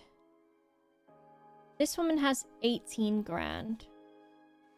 This guy's got 3,100. Checkbook. This is 20,000. Lot 4 will return with me to the motherland, which would be the Minky. So this person is the one who bought Lot 4. That is this woman who's returning to Lemuria. So that would be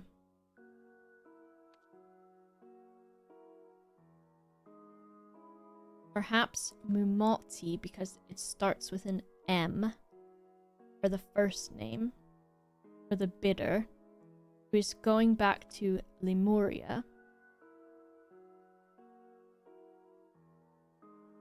And then I'll put that on here too. And then that guy was talking about the professor, who would be a doctor. This is a ticket for Lemuria. There's a cane. Yeah. Poor professor isn't cut out for this. Should have listened to me. And then we've got, oh, hosted by. Who remembered that and was waiting for me to figure that out? And if you forgot, say you forgot, because I need to know. Hosted by this guy. We all forgot. Okay. At least we forgot together. Okay. He's got his keys. We've got the creature featuring the creature.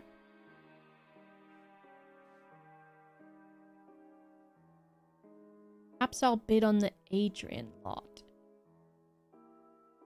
So how many different locations do we have as well? 1, 2, 3, 4. We've got 5 different relics. And she ends up buying... I'm just confused as to where her second check went. And then I'm also confused because the drinks cost money. But there's no...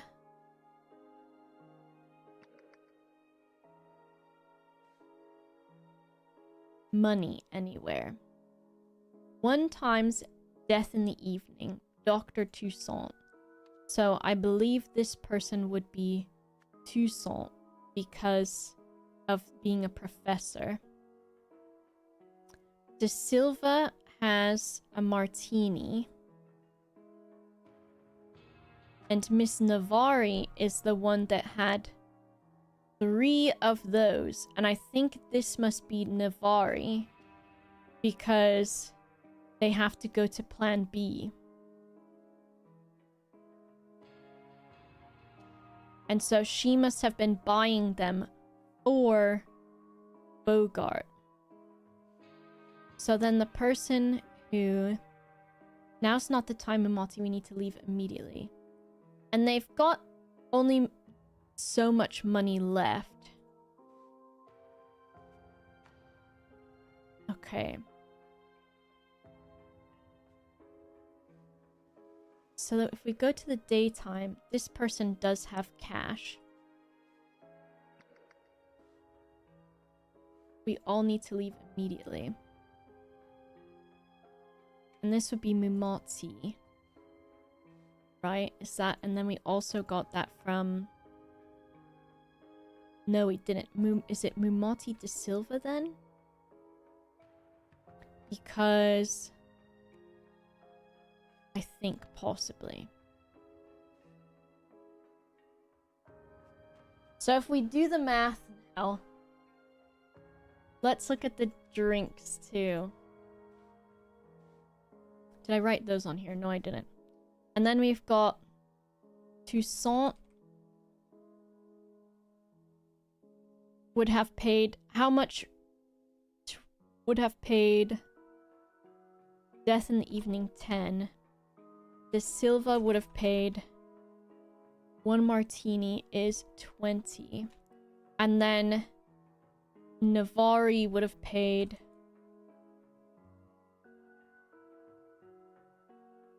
90. And then if we go around, this person is saying, Oriel, please calm down. And they bought the seal.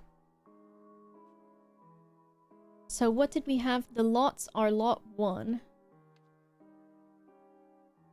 Lot 1, A4 is the switch. So she did end up buying it, and she has it on her for her checkbook.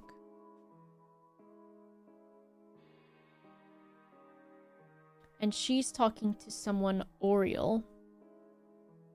So Oriel is a first name, so I'm just going to move that. And they have a checkbook.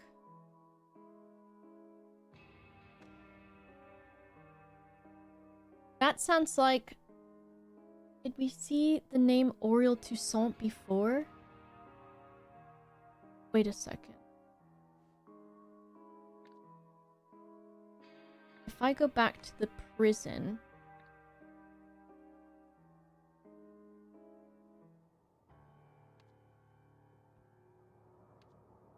We had the mystery person. Arthur.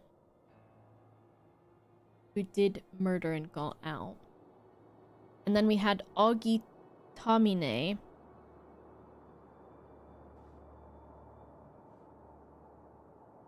I feel like I've seen that name before somehow.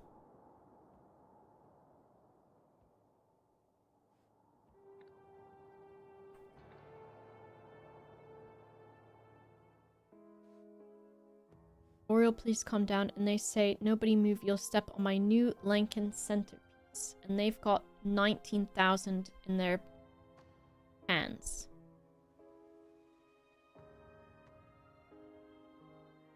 Stream something weird. So, Oriel. So, Aurelia's first and has the checkbook.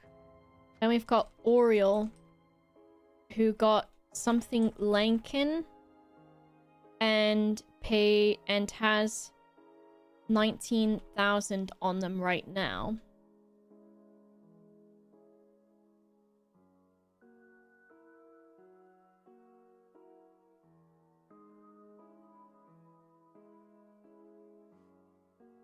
Which might be the creature or the mask. Did we fill out the mask one, what it was? Albion. So maybe the creature? Who was bought by Oriel. And if we look at this thing, the creature. So Summer paid 7,000 and didn't get any drinks, which lines up because she originally started with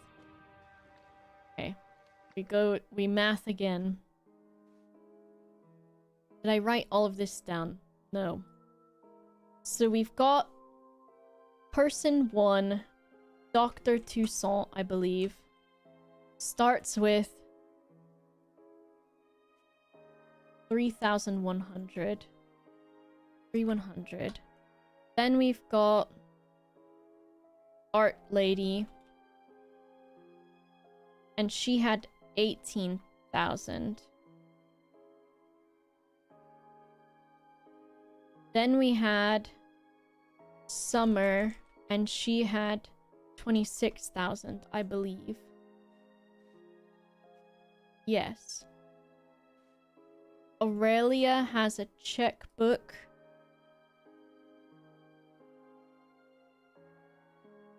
We're doing math, dude. And then this person has 20 grand, which I think was Mumati, perhaps. Mumati has, what was it? 20,000. 20,000. 20, 1, 2, 3. Wasn't the nose one there on the first time slot? Oh shit, dude. Lot 1, Lot 2, Lot 3.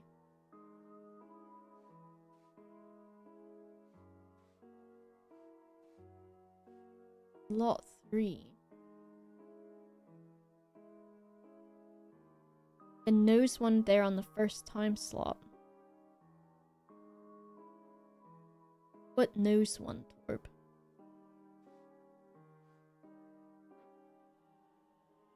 Nose pass? Is that the first guy? I don't think that's the first guy.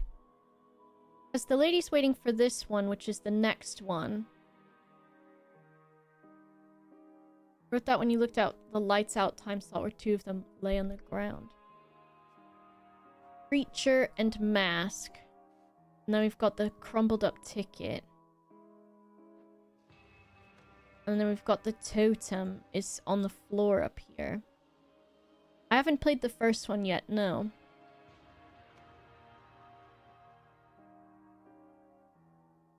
Okay. So that's how much everybody had at the start. This is how much everybody paid for their drinks. And then this person bought a fucking green drink. Green drink. And also they have 3,090. So this must be the doctor man, I think. Because all he could afford was a drink. So I think this must be Dr. Toussaint. Got the green drink, right? And then we've got Bogart, who's got the signature. I think that's his name or whatever, the security guardman. And then we've got some person and then Mumati. And this person has 17,910.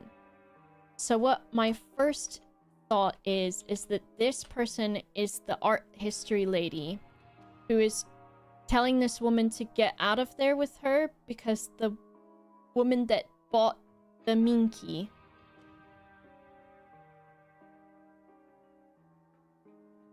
she might be trying to get her out of there. So 17,910 and she would have spent 90 on drinks. 17,910. And if she had... did I write it down?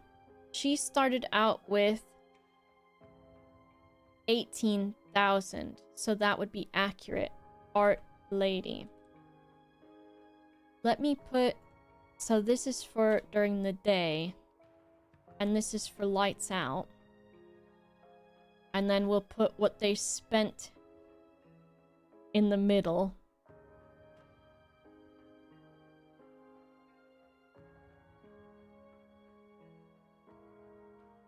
And then...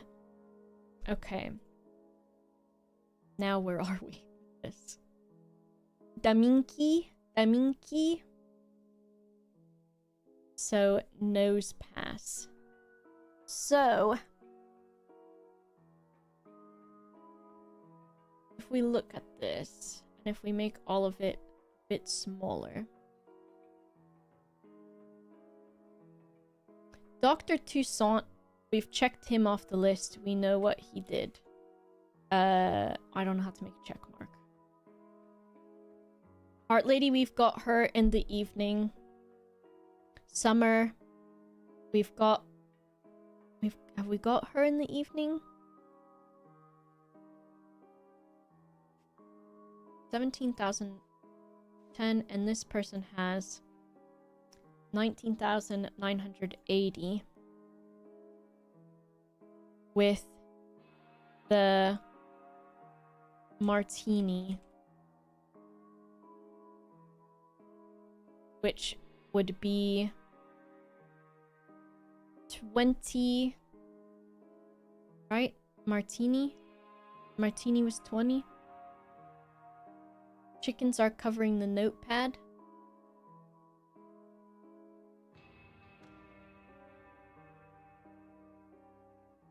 Okay, so 20.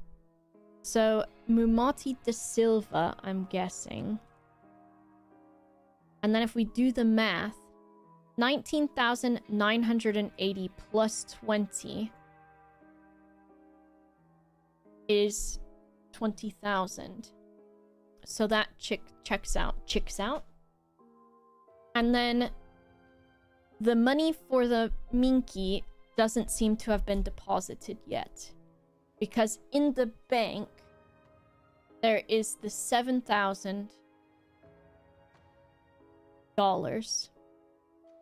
Which makes sense for these two. The check. And then no Minky and no second object check.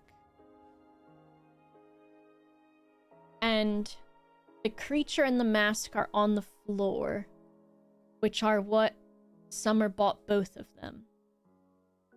Okay. So if I look at my notepad again and look at the names, we've got a Dr. Toussaint, this woman, and those are the names that we're missing.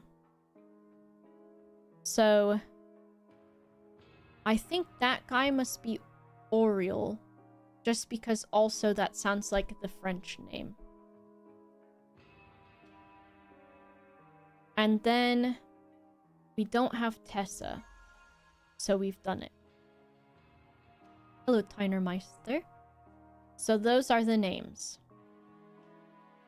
And then we've got the lots. And if we look at the lots in the names, we know that Summer Knightley bought the creature and the mask. And the creature, featuring the creature,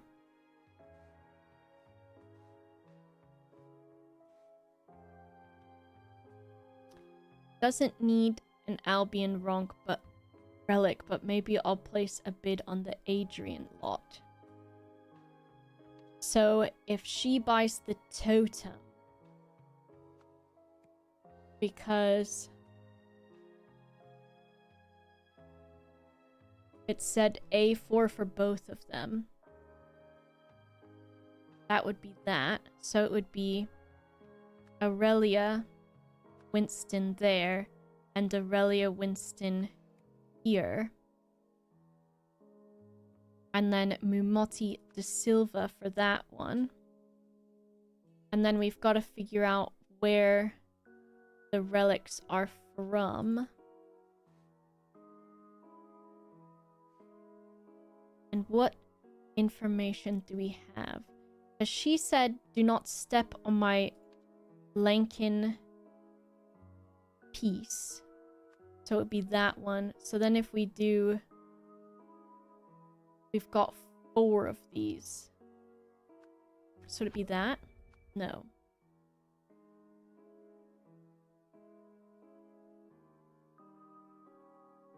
Only one of them, apparently. I think it would have said Adrian Lots then. So what did she say? Doesn't need an Albion relic, but maybe the Adrian. She's going back to Lemuria, so she would take the Minky mask. And do we have any hints for the seal? The seal. We go to nighttime. There's the ticket, there's the drinks. This just has the receipt. The totem. The money, the check. What are you due? The keys. Out of my way. Time for plan B, and they've got the statue and the keys. Oriel, please calm down. You'll step on my new piece. The lights went out. Who's touching me? Are you gonna buy me another drink, Tessa? It's only a power outage. I don't know if I see anywhere that says it. Yeah, I could probably just try all of them.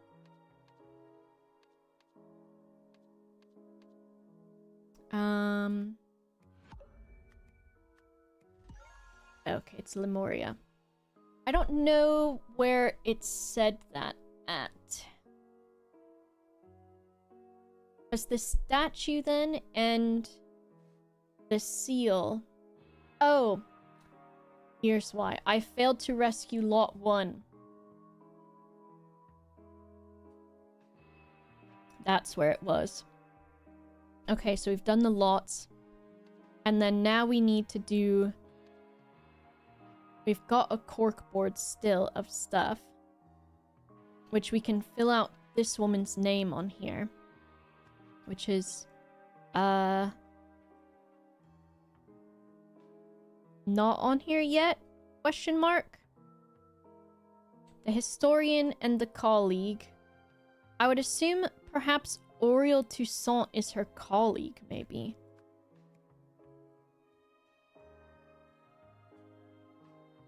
Because he's also a professor.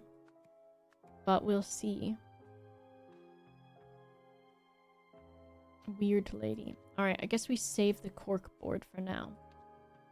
At the Seven Seas auction, blank blank was blank by blank blank for the blank from blank, and so decided to blank it instead. So Tessa Navari was outbid by Mumati de Silva for the statue from Lemuria, and so decided to steal it instead. Tessa Navari distracted what's his name?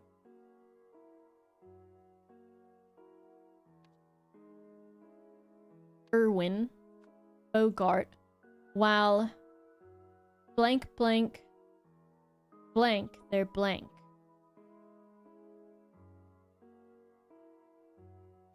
stole their blank keys.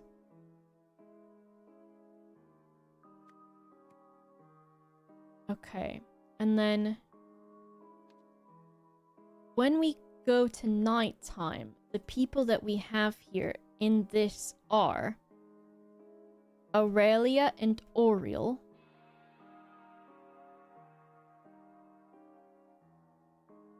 which Oriel and Dr. Toussaint are the same person.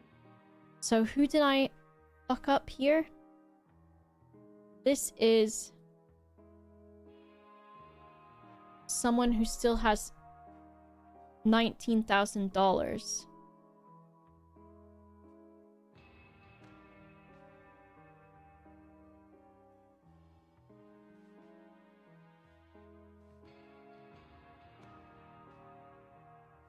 And that's Summer. Let me see. So that would be Oriole. Oh, this one is Summer, right? Summer. So Aurelia and Summer are down here. But she's calling Summer Oriole, which doesn't make sense. And then we've got... But we do have Oriole down here. We've got Bogart down here. The Art Lady and Mamuti. So the person that we're missing is...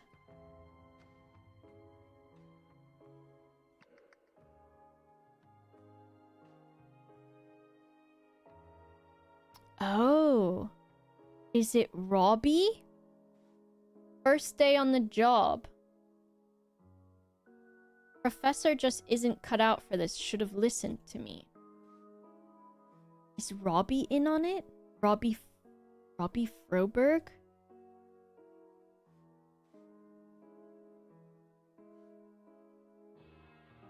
And then maybe that's still her colleague? Because otherwise, is everyone else accounted for at the nighttime? Aurelia. Summer. Dr. Toussaint. Bogart. The Art Lady and Mamuti. I guess so? It's his first day. Yep, Hussam, you got it too. So I think it might be... Robbie Froberg. Here, stole their keys. Blank blank discovered blank blank blank. The blank upstairs. And a fight ensued. I think... This is Niels... Wilmington? Is that his name? Yeah, discovered Robbie Froberg up stealing the statue upstairs, and a fight ensued. Blank blank. I think this is gonna be Robbie Froberg pushed Niels Wilmington into a circuit box with a cane, causing instant death. We got it. Everything correct. Nice. So, Tess and Navari hoped to buy the Lemurian statue at auction, but had a backup plan in case the price climbed too high. While ordering drinks at the bar, she slipped her accomplice a note and the pair got to work. However, the accomplice was caught stealing the statue. He electrocuted the witness while protecting himself from the current with a wooden cane. He stole the Minky. Turns out we won't be needing you after all, Mr. Froberg. Sorry for the short notice. It's the artist man. He's got his art and his dragonfly hotel and his scissors. Not to worry, if anything else opens up, you know how to reach me. Please call me Robbie. Okay. So, Augie Tomine. And then the historian is Tessa Navari. I believe her colleague is this guy, Oriole Toussaint. We've got Arthur Blythe? Escaped prison? Maybe? Yes. Yes. Arthur Blythe escaped prison. Stephen Aria sent the saw blade. Someone stole a crystal and someone is a weird lady. So... and we've got a story. Stephen Aria sent the saw blade, which I think that might still be the woman. The book on Nils had the check marks which showing which were paid for. Oh, I see. If we look at... This was donated by the Harmony Foundation, which is where that woman is from.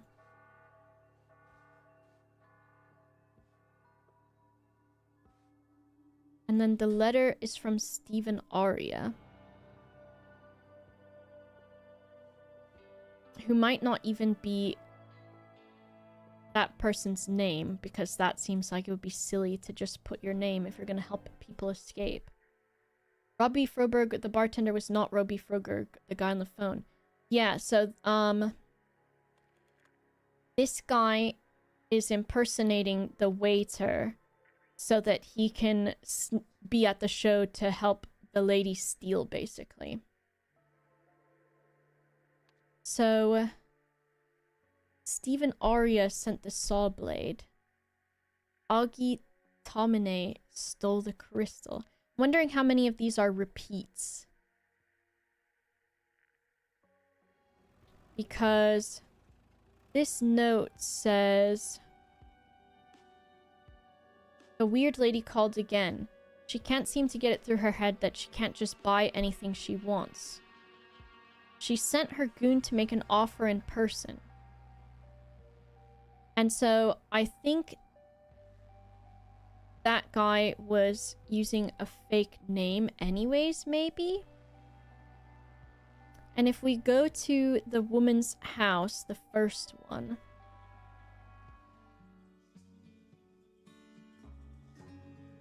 Does she have a blue crystal somewhere in her house? She does. So I think she is also the weird lady. So I think she is the weird lady.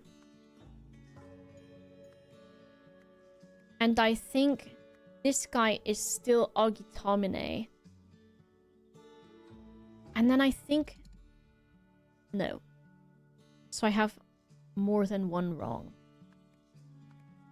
So... He does have the crystal from the drive-in. And the weird lady. Now we've got a picture of this guy, but I don't remember who he is.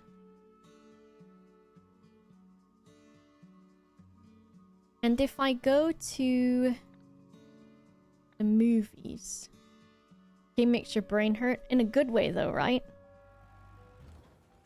I go to the movies and I see what this guy says again. Champ says, "You barely even covered the cost of my transom costume."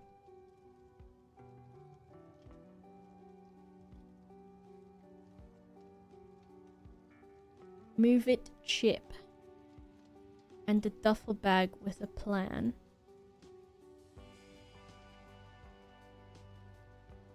He was on a thing at the very start. Okay, if we go to... If we look at these also. A Museum top league again. There's a killer on the loose. Arthur Blythe was serving a life sentence for fatally stabbing a colleague who caught him stealing artifacts that he sold. This person is talking to someone on the phone.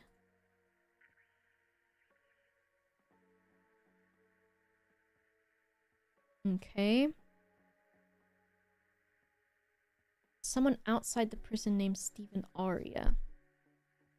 So where did we see the photo of that other guy at? Oh, this. Lazarus Hurst. Which is... And he used it in the 1700s, so I don't think it was him.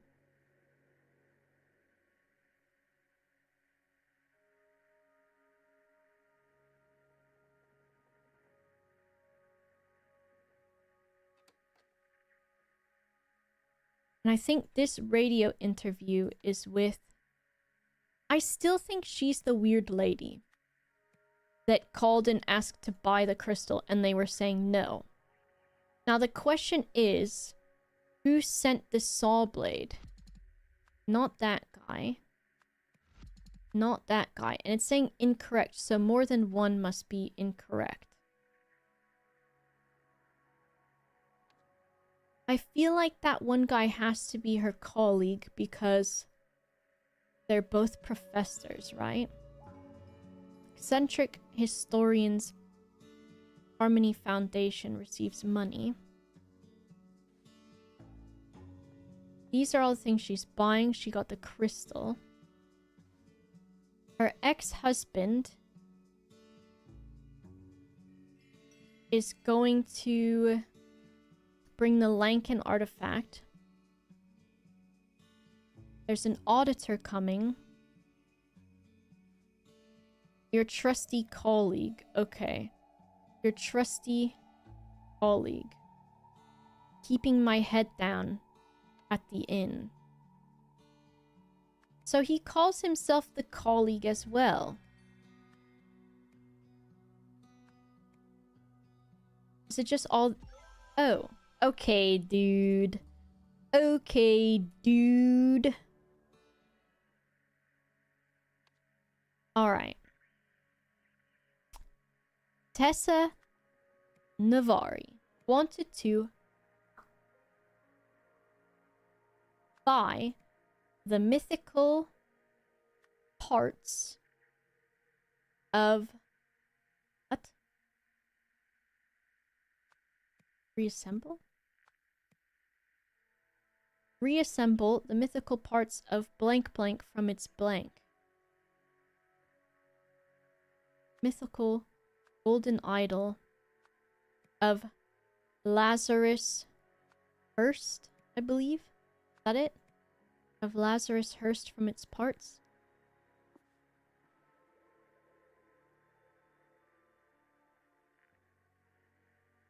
We'll try that. Blank blank, arrange blank blank's prison escape.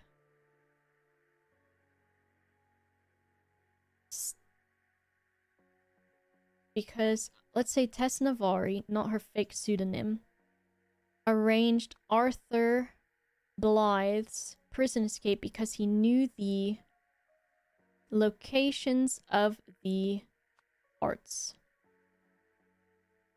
If we go look at her apartment.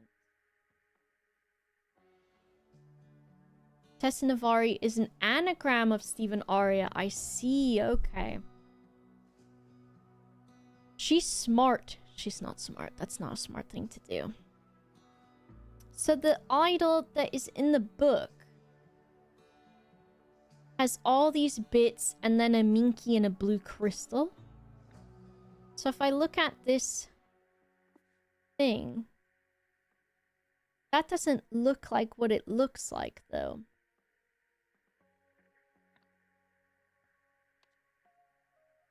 I guess we'll find out. Tessa Navari and Arthur Blythe worked together to steal all 8. Okay, dude, I was just at the page. 1, 2, 3, 4, 5. Yes. 8. All 8 parts. For the final one at the auction.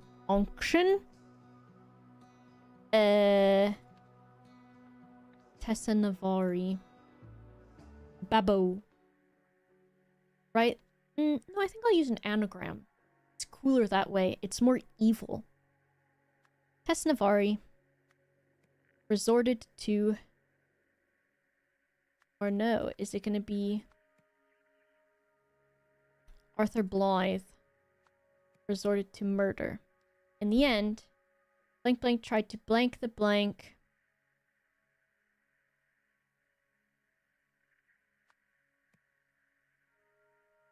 She tried to... Navari tried to... No, he tried to steal them. And that resulted in his death. Popping off? Popping off? First try for that one? MF Luder. How silly. Behold, our time has come. She's presenting the Minky. What are you weirdos up to? Number 3. Story continues in chapter 3, The Machine, in which an extrakinetic investigation yields terrifying results. I know what is happening. Alright, we've got this guy who we saw before. I'm gonna go pee real quick. There's that.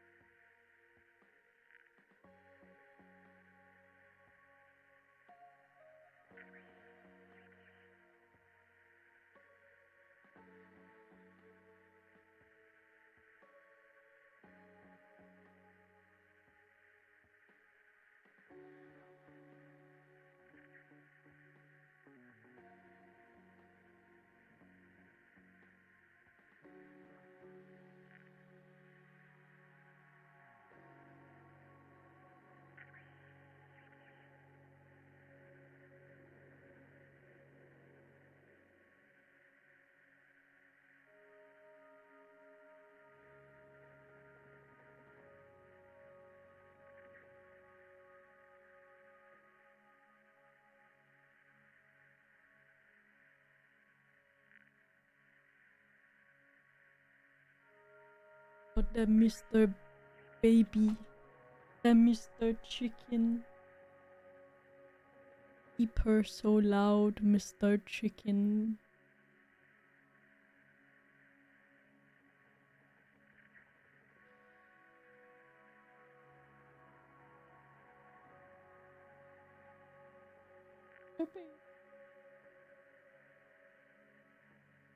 Want to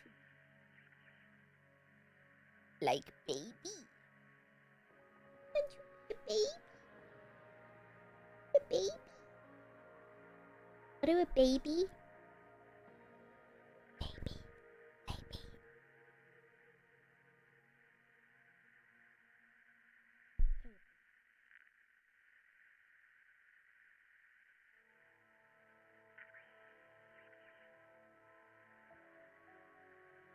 Gonna stay here?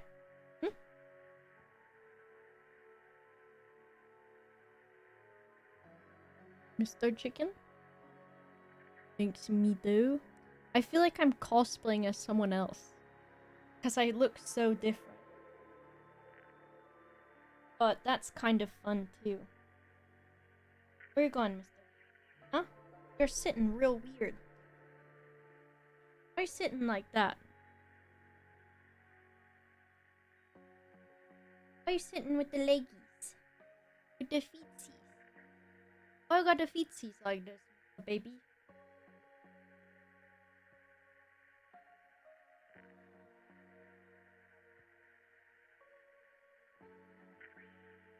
that okay? Chicken?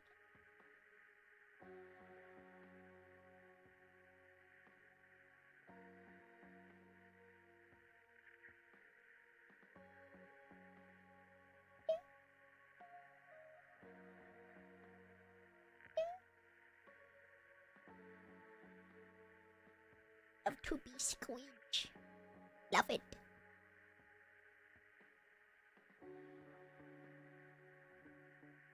Got the stinky breath, Mr. Baby, so stinky breath.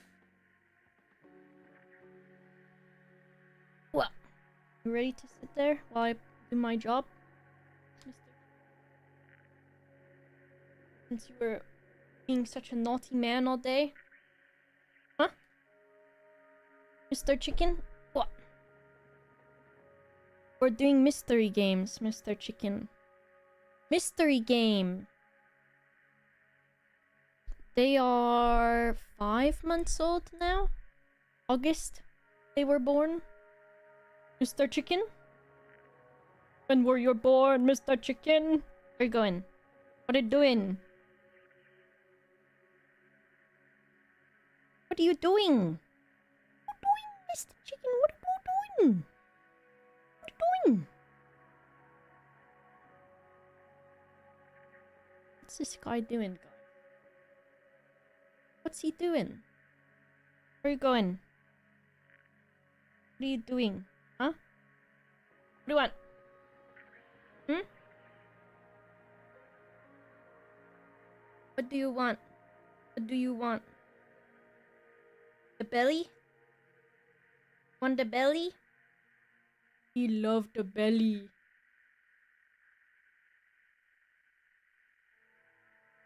Love the belly. Oh, he loved the belly. Love it. This guy loved the belly. Are you holding mommy? Are you holding me? Do not have the willy out, sir. Naughty. Do not like belly rubs that much, Mr. Chicken. Alright, dude. You're out of here. You're out of here, chicken nugget.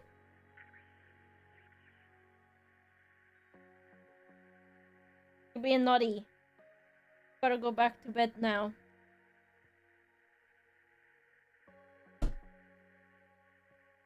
It's fine. It was only a little button.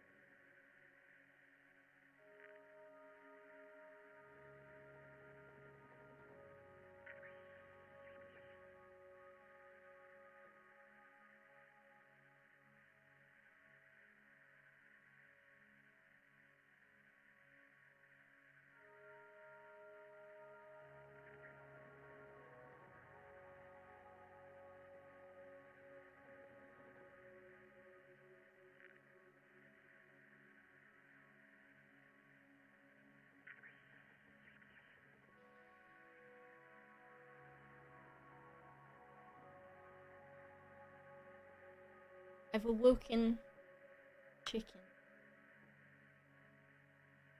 Chicken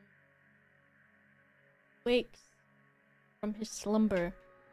Earlier, I felt so bad, but I was getting so pissed off at him, dude. Because he just was trying to get into everything. Now what, huh? You go find something, baby. He's coming over. Don't do it!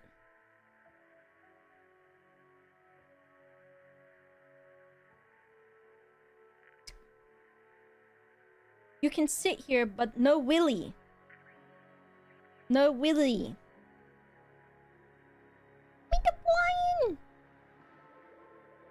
What you looking for, Midabwayan? Andy, hello. He can't help his Willy. Alright, what are you, his lawyer? That's not going to hold up in court. Midabwayan! You did not even think about your gravy, Mr. Bryan. The gravy? Mr. Bryan? There he is. Mr. Bryan? Want the gravy? Want the gravy? Want the gravy? Go get your gravy.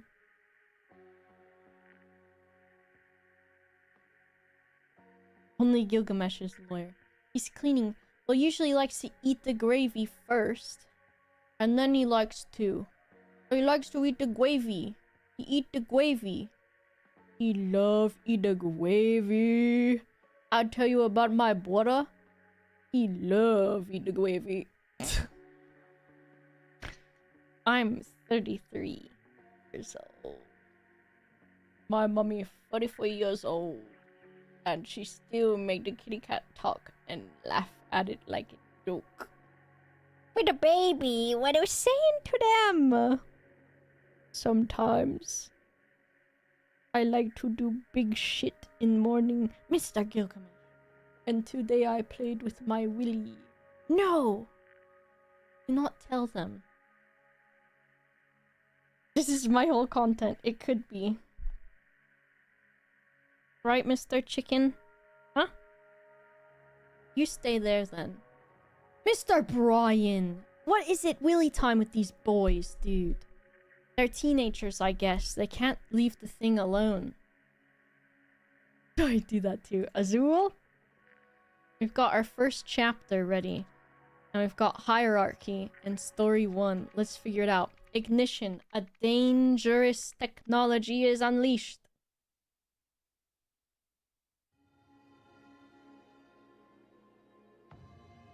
No sooty pops for chickens. Alright. So we've got an event here.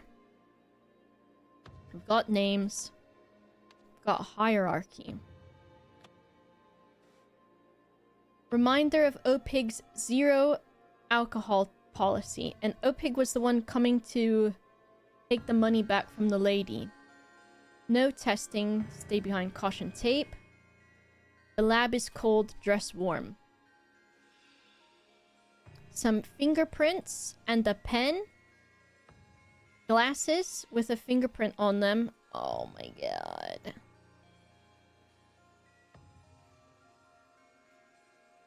Primary sources, study Lemuria. Archaeological sites of Xenopolis. Lemurian cultural investigation. Be ready for June the 18th. How to make friends, keep them, and use them. Author of Caught Them Off Guard.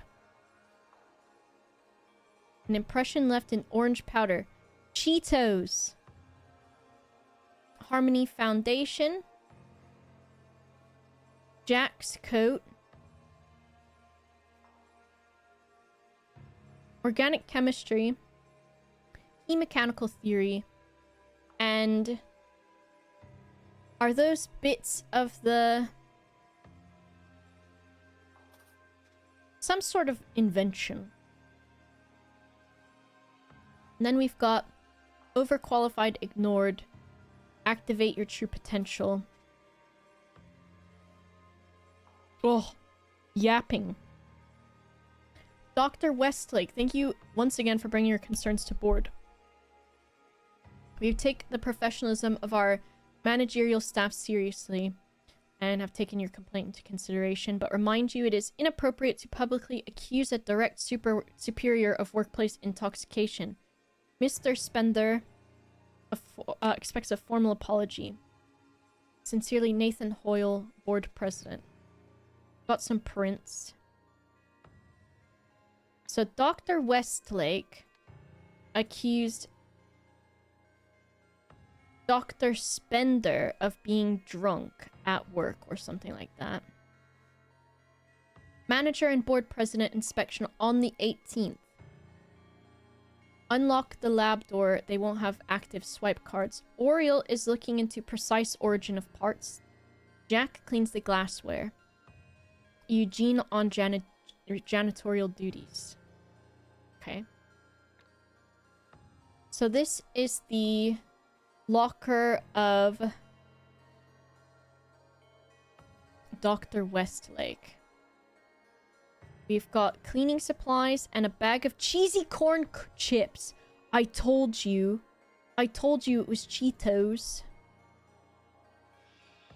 This is, and that is in the janitor's thing. So are those the orange prints of the janitor?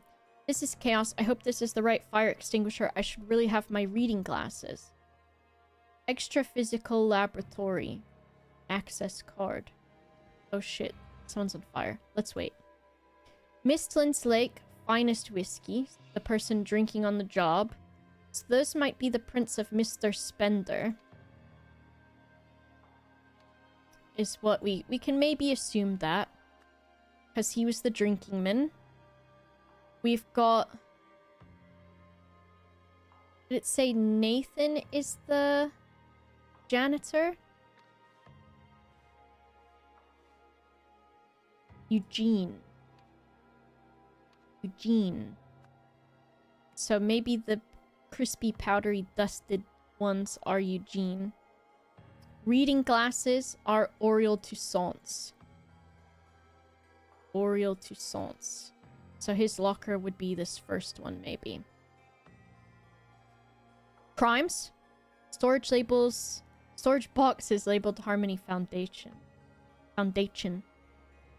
Alright, we've got this guy leaving a handprint. Testing approved. Marie, Tim, stop bickering so we can talk budget. Okay, we've got this guy is Oriel. So, Marie...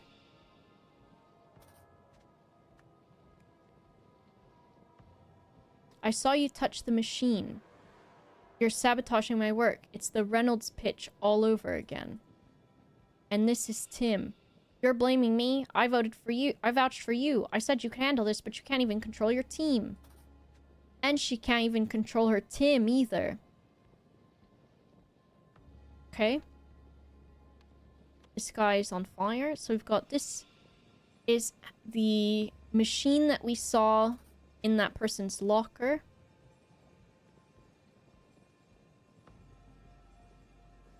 We've got some fingerprints on the button and on the case. Such power. Fascinating. I think that's shut it down. This guy has an instant camera. Dr. Nowak lab notes. Device function unknown danger? Dr. Toussaint says Lemurian parts in origin. No test before board approval. Danger potentially high from MW. Mr. Marmont relegated laboratory card revoked. He might be incompetent, but his fumbling did more than we've been allowed to. So MW, this is Nowak's journal. I feel like we heard Nowak before. The prison people? Maybe he does. A fingerprint on the beaker. Flask. This wasn't supposed to. Ow! Okay. The controls. So we've got to figure out who touched what also. So we've got everybody. We don't have all of their names. But I'm going to guess this old man is this MW guy. Or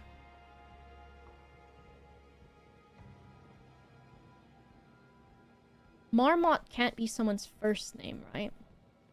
And we've got a Nowak. Nowak? There was someone Nowak, right?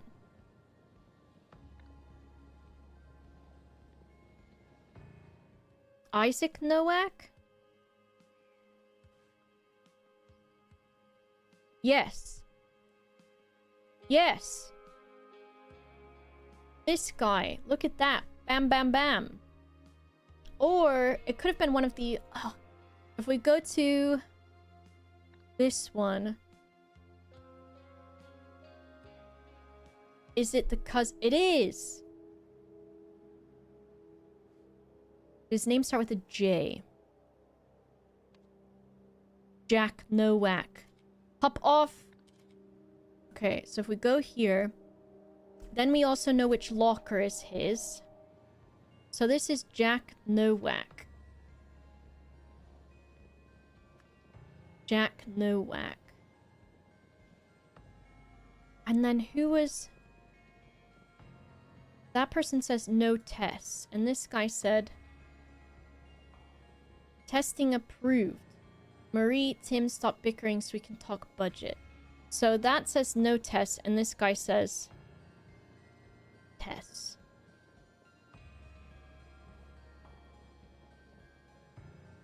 Can't even control your team. This guy doesn't have an access card, nor does this guy. And maybe... Since she's the head person, maybe she's Marie Westlake. MW. And then we've got Oriel Toussaint. We've got Tim, and then we've got Nathan is another guy. Someone Spender. Marie Westlake, possibly. Jack Nowak. Oriel, Sant, Tim, question mark, Nathan, question mark. Eugene was the janitor.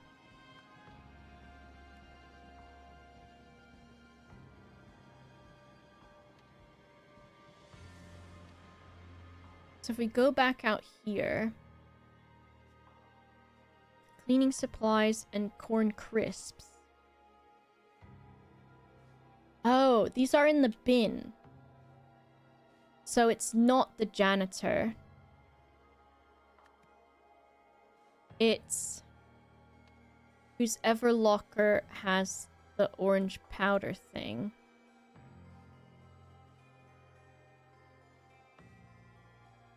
Who's got orange powder? Orange powder on this. Which says, be ready for June 18th. Blue pen.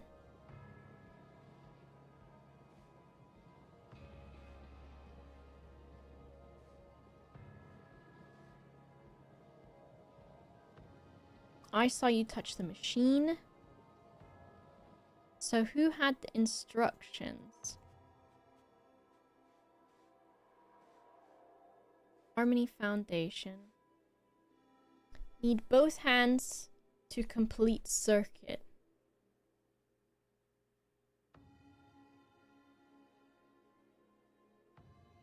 Corn chips. What's this game about? It's like a big overarching mystery with some mysteries in between that you solve. Like you solve a mystery kind of in each story. And then there's chapters in the story that you solve mysteries in to solve the story mystery. And then there should be an overarching kind of story too. Hey, Golden Monkey. Jamalki, thanks for the 32 months. So this person's locker Jack Nowak's locker has the instructions on it.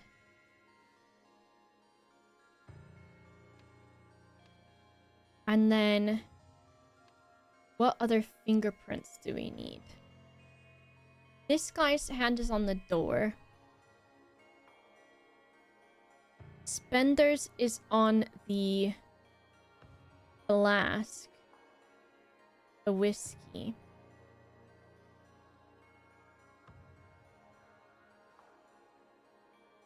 And then whoever wrote this blue. No testing awaiting board approval. Stay behind caution tape. Okay. Okay. This has given me a lot of information too. So, I think it's Tim Spender because they're saying we don't want another Reynolds fiasco, and that's what she's saying to him. And I think actually her fingerprints are on this blue one because she wrote these notes. And then did she also write this? And then I think this guy, is he the board? She's saying it's the Reynolds pitch all over again. Okay. So who do we have? If we can try to get some of these. Tim Spender. And then Eugene and Nathan, maybe. And Hoyle and Marmot. Okay. It wasn't super solving mystery, but more that some of them sounded correct for the last two. So Nathan no. Also, I just proved myself wrong. Eugene Marmot and Nathan Hoyle. Maybe he's not janitor. Where is he? Said.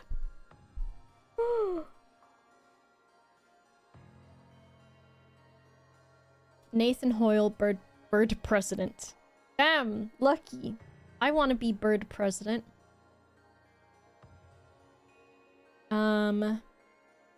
Dr. Westlake. Okay, so this is her locker. Lab staff reduced by 1. Eugene on janitorial duties. Jack cleans the glassware. So Jack Nowak. Tim Spender. Eugene is on janitorial duties.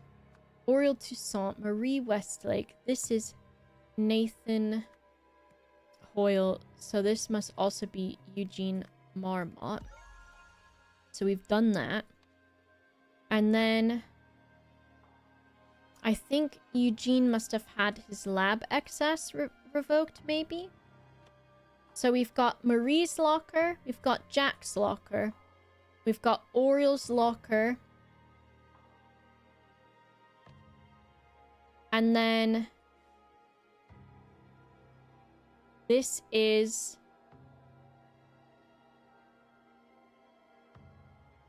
Eugene's, I believe. And here's Mr. Baby.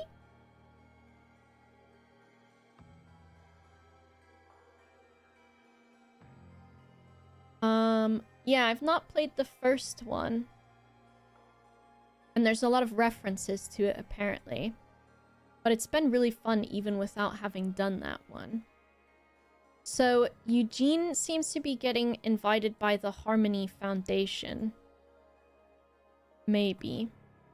So if we look at the controls... and we look at the prints...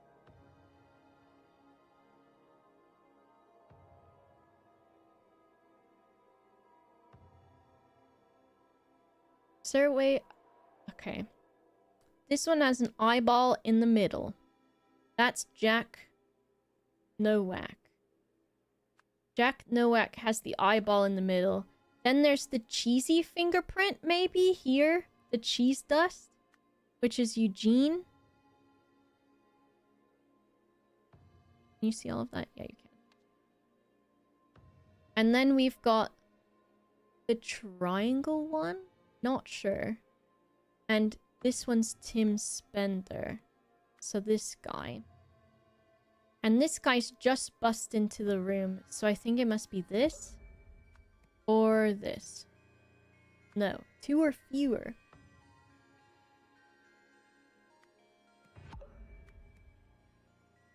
It says both hands.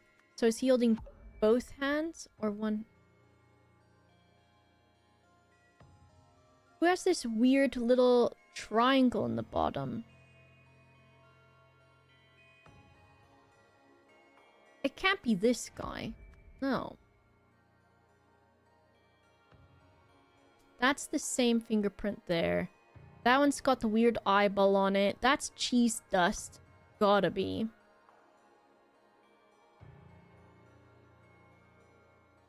And then... I said this guy, right? Let me see. If we look at...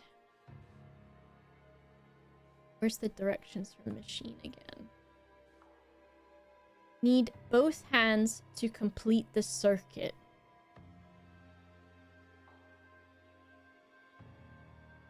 If I look at this again. Is the orange Cheeto, maybe? So, did he put his hands on both? Okay, he did. Alright. So now we need to do events. We've got Marie Westlake's team. We'll drag these down here so we can see them. Mr. Gilgamesh, are you not comfortable? Where went Mr. Baby? There's nowhere else for you to go. He's trying to burrow. Come here.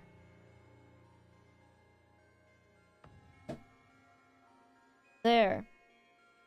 Did you farted? Did you farted, Mr. Baby? Hmm? He likes to... He's an under-the-blanket kind of boy, Mr. Gilgamesh is. But I did not have a blanket here, so he tried to crawl under my butt. Which there's no room under my butt on the chair. Marie Westlake's team worked to reconstruct the device after performing tests without approval. Blank blank. I think Eugene Marmot had his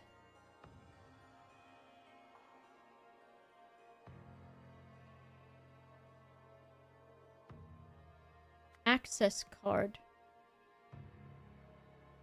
revoked, I think. Right?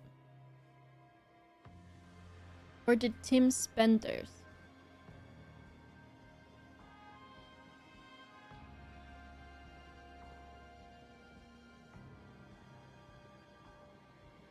Mr. Marmot relegated. Mr. Marmot. Mr. Marmot, yeah. On the day of the board inspection, the device was activated to allow blank blank and blank blank to blank to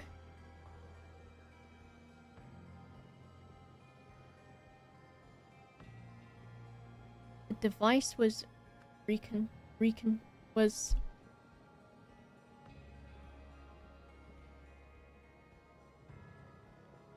activated? This gave blank blank the blank to blank them in. To enter them in. This gave blank blank the controls to enter them. This gave blank blank the both hands. This one's difficult. On the day of the board inspection, yes, the device was activated or unlocked. The device was activated to allow 2 people to enter? Enter?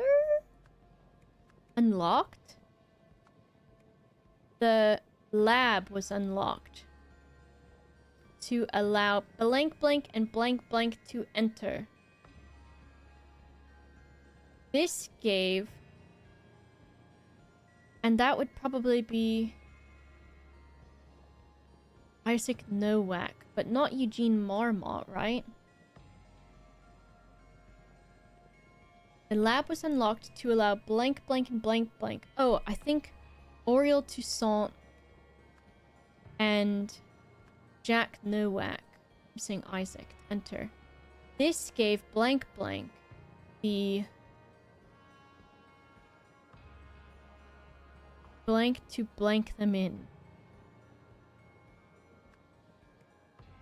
Eugene Marmont?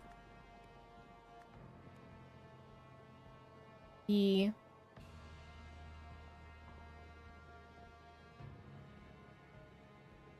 opportunity to follow them in. When blank blank used blank to blank the blank of the blank, it blank, and he blank blank. Okay. When... Whose hand was on both of them? Eugene. Right? Eugene Marmot used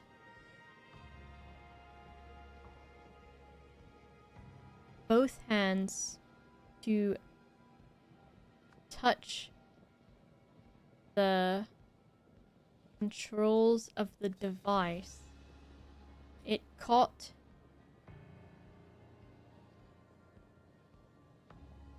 fire. It caught... It activated, and he caught fire. This might have some wrong. Okay, there's some wrong. So if we look at the controls, he touched both, and this guy touched one. So I think maybe when Jack Nowak used one hand to blank the controls of the device,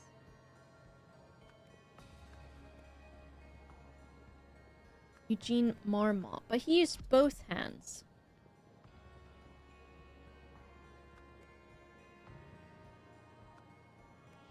Both hands to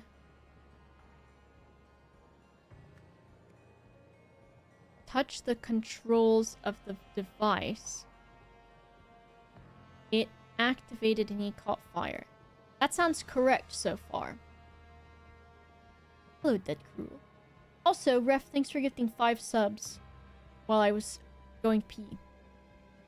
Marie Westlake's team worked to reconstruct the device.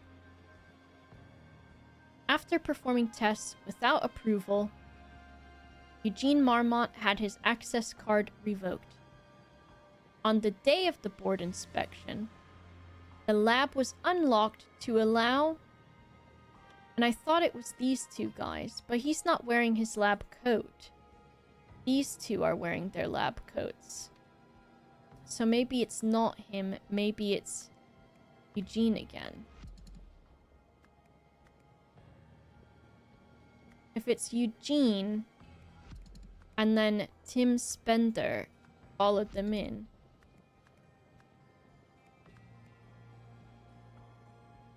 It says, it's cold in there, make sure to wear your jacket. Marie and Jack? Maybe it is Marie and Jack. Marie Westlake?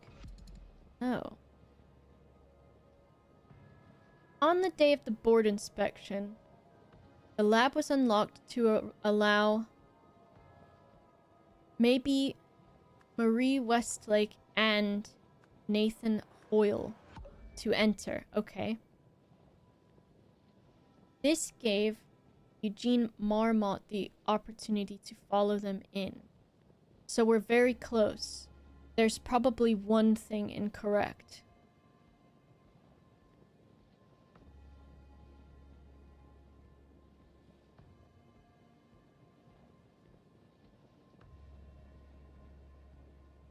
Is it Tim Spender, maybe?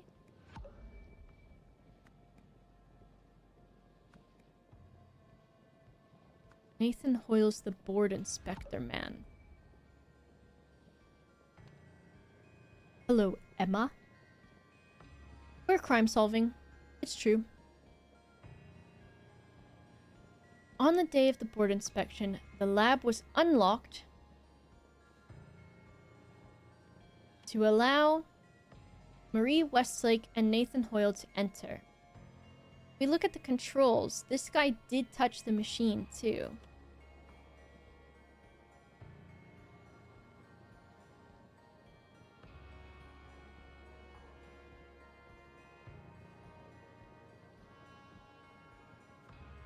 Now, why does he have an instant camera, I'm wondering? This one's hard. One hand, but he did use both hands.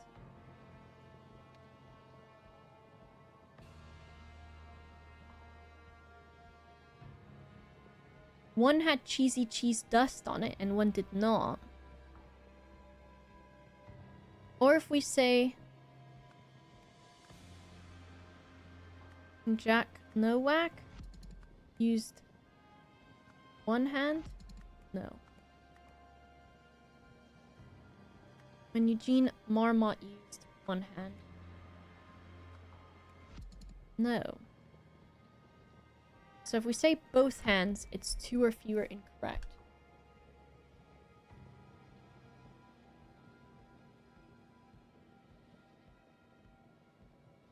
I don't know, Tulkas. I think it's hard because one detail was overlooked. I don't want to say more to guide or hint or anything. Okay. So we're missing a detail. So if we look at the construction of the machine, there. We bring up the controls only.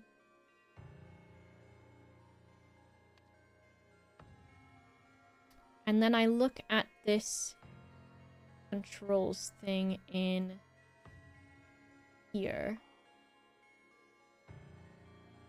There's high conductivity. Structural elements provide support, no effect on operation. And it says you need both hands to complete the circuit.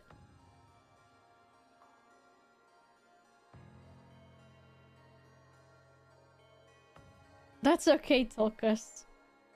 I don't mind if you add block, because I do think ads are annoying as well.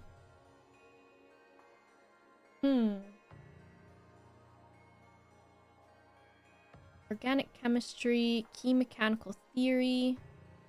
There's his jacket. And it says 2 or fewer incorrect.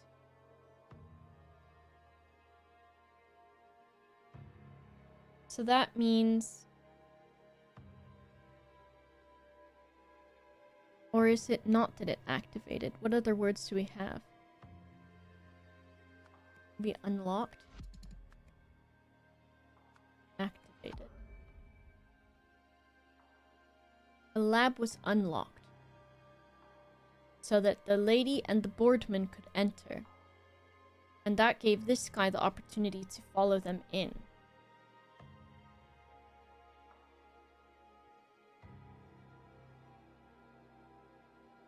They performed tests without approval.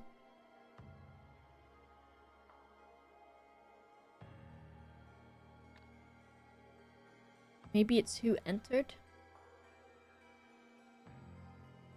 I think I tried Jack Nowak there and Tim Spender.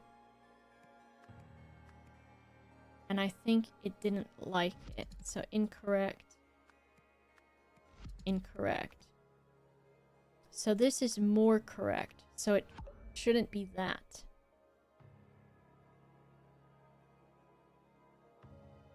So I'm thinking maybe it has something to do with...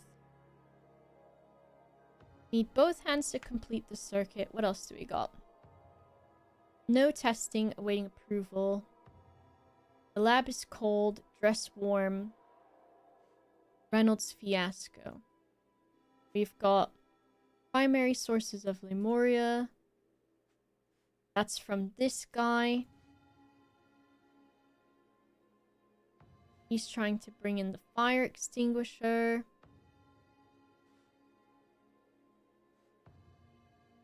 This guy says be ready to go in. You think Jack entered with Nathan based on the lab coat? I think Jack... It does like that. If I do this with Marie, does it like it? No. So Jack Nowak and Nathan Hoyle. But it also liked it when I had Marie Westlake. Right? Didn't it? That's confusing. Jack Nowak? No. Nathan Hoyle.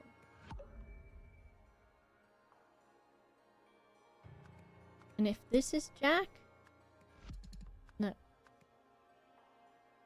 Or is it this? No. It's still Eugene following them in. And someone perhaps going in with Nathan Hoyle. Is it Tim Spender? What?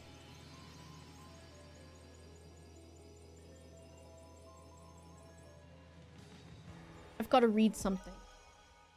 Oh, it's unlocked to let the folks without access cards in. Okay. Yeah, the same thing, Torb. Marie Westlake was hesitant to start testing the newly built device, so when Eugene activated without permission, he was banned from the lab. To redeem himself, he followed them inside, used the device once more, and set himself on fire. Oopsie poopsie for that guy. Hi Nathan, I'm pleased to say we finally got the budget crisis under control. Premises we used for the emotion studies project have been renovated and repurposed for more promising ventures. I see you've decided on team leader for the new project. Make it clear while she and I have our differences in the past, she's not the right person. That she's the right person for the job. She does not share Tessa's penchant for risky and wild spending. Okay, interesting. And then we've got this. History consultant. Head of corn-based solutions. Boardman, I think, maybe. Alright. I will save it here. Mr. Brian doesn't even know that he got the gravy. Yeah, I don't know. I was confused with that one, but I guess it makes sense. About Tim not having the card, but also I was still confused. Where's Rat Boy? What day is it?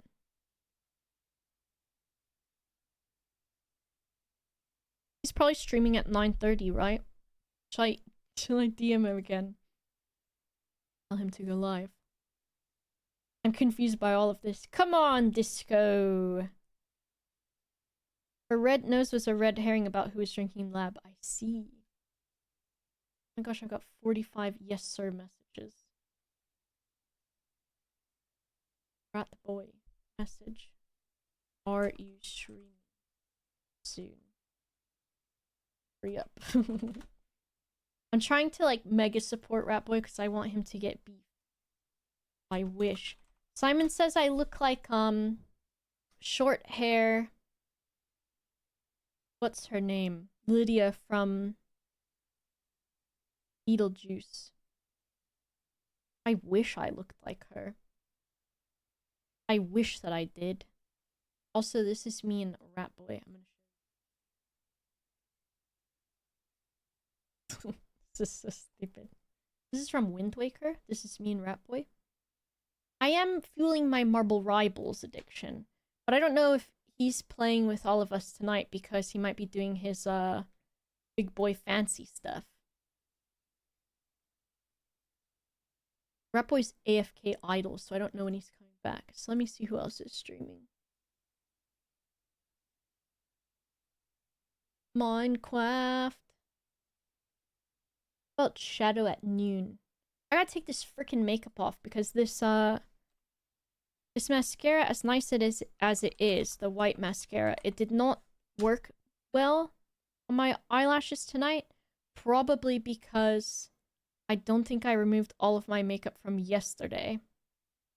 And so it just did not want to work. And then so I tried putting more on, and now my eyelashes are sticking together so hard that I'm freaking out. Thank you, it looks silly, thank you. Also follow Rat Boy, he'll probably be live at 9:30 or something. GMT. Thanks for watching today, and I will be back tomorrow the same time, and I'll play more of this mystery game for you to have a podcast on. And then also type your mystery solution perhaps in the chat. Mr. Chicken. Can we say bye-bye to everybody, Mr. Chicken? Goodbye. See you tomorrow. He don't want to, but he want to have his chin scratch. Mr. Baby. Bye, chickens. Say bye-bye. Bye-bye. Bye-bye. Can't see his little leggy. It's here. Little leggy. Saying bye-bye. Goodbye. Have fun with Shadow. Maybe no Rat Boy stream, but oh well. Love you. Bye. See you tomorrow. Bye-bye-bye.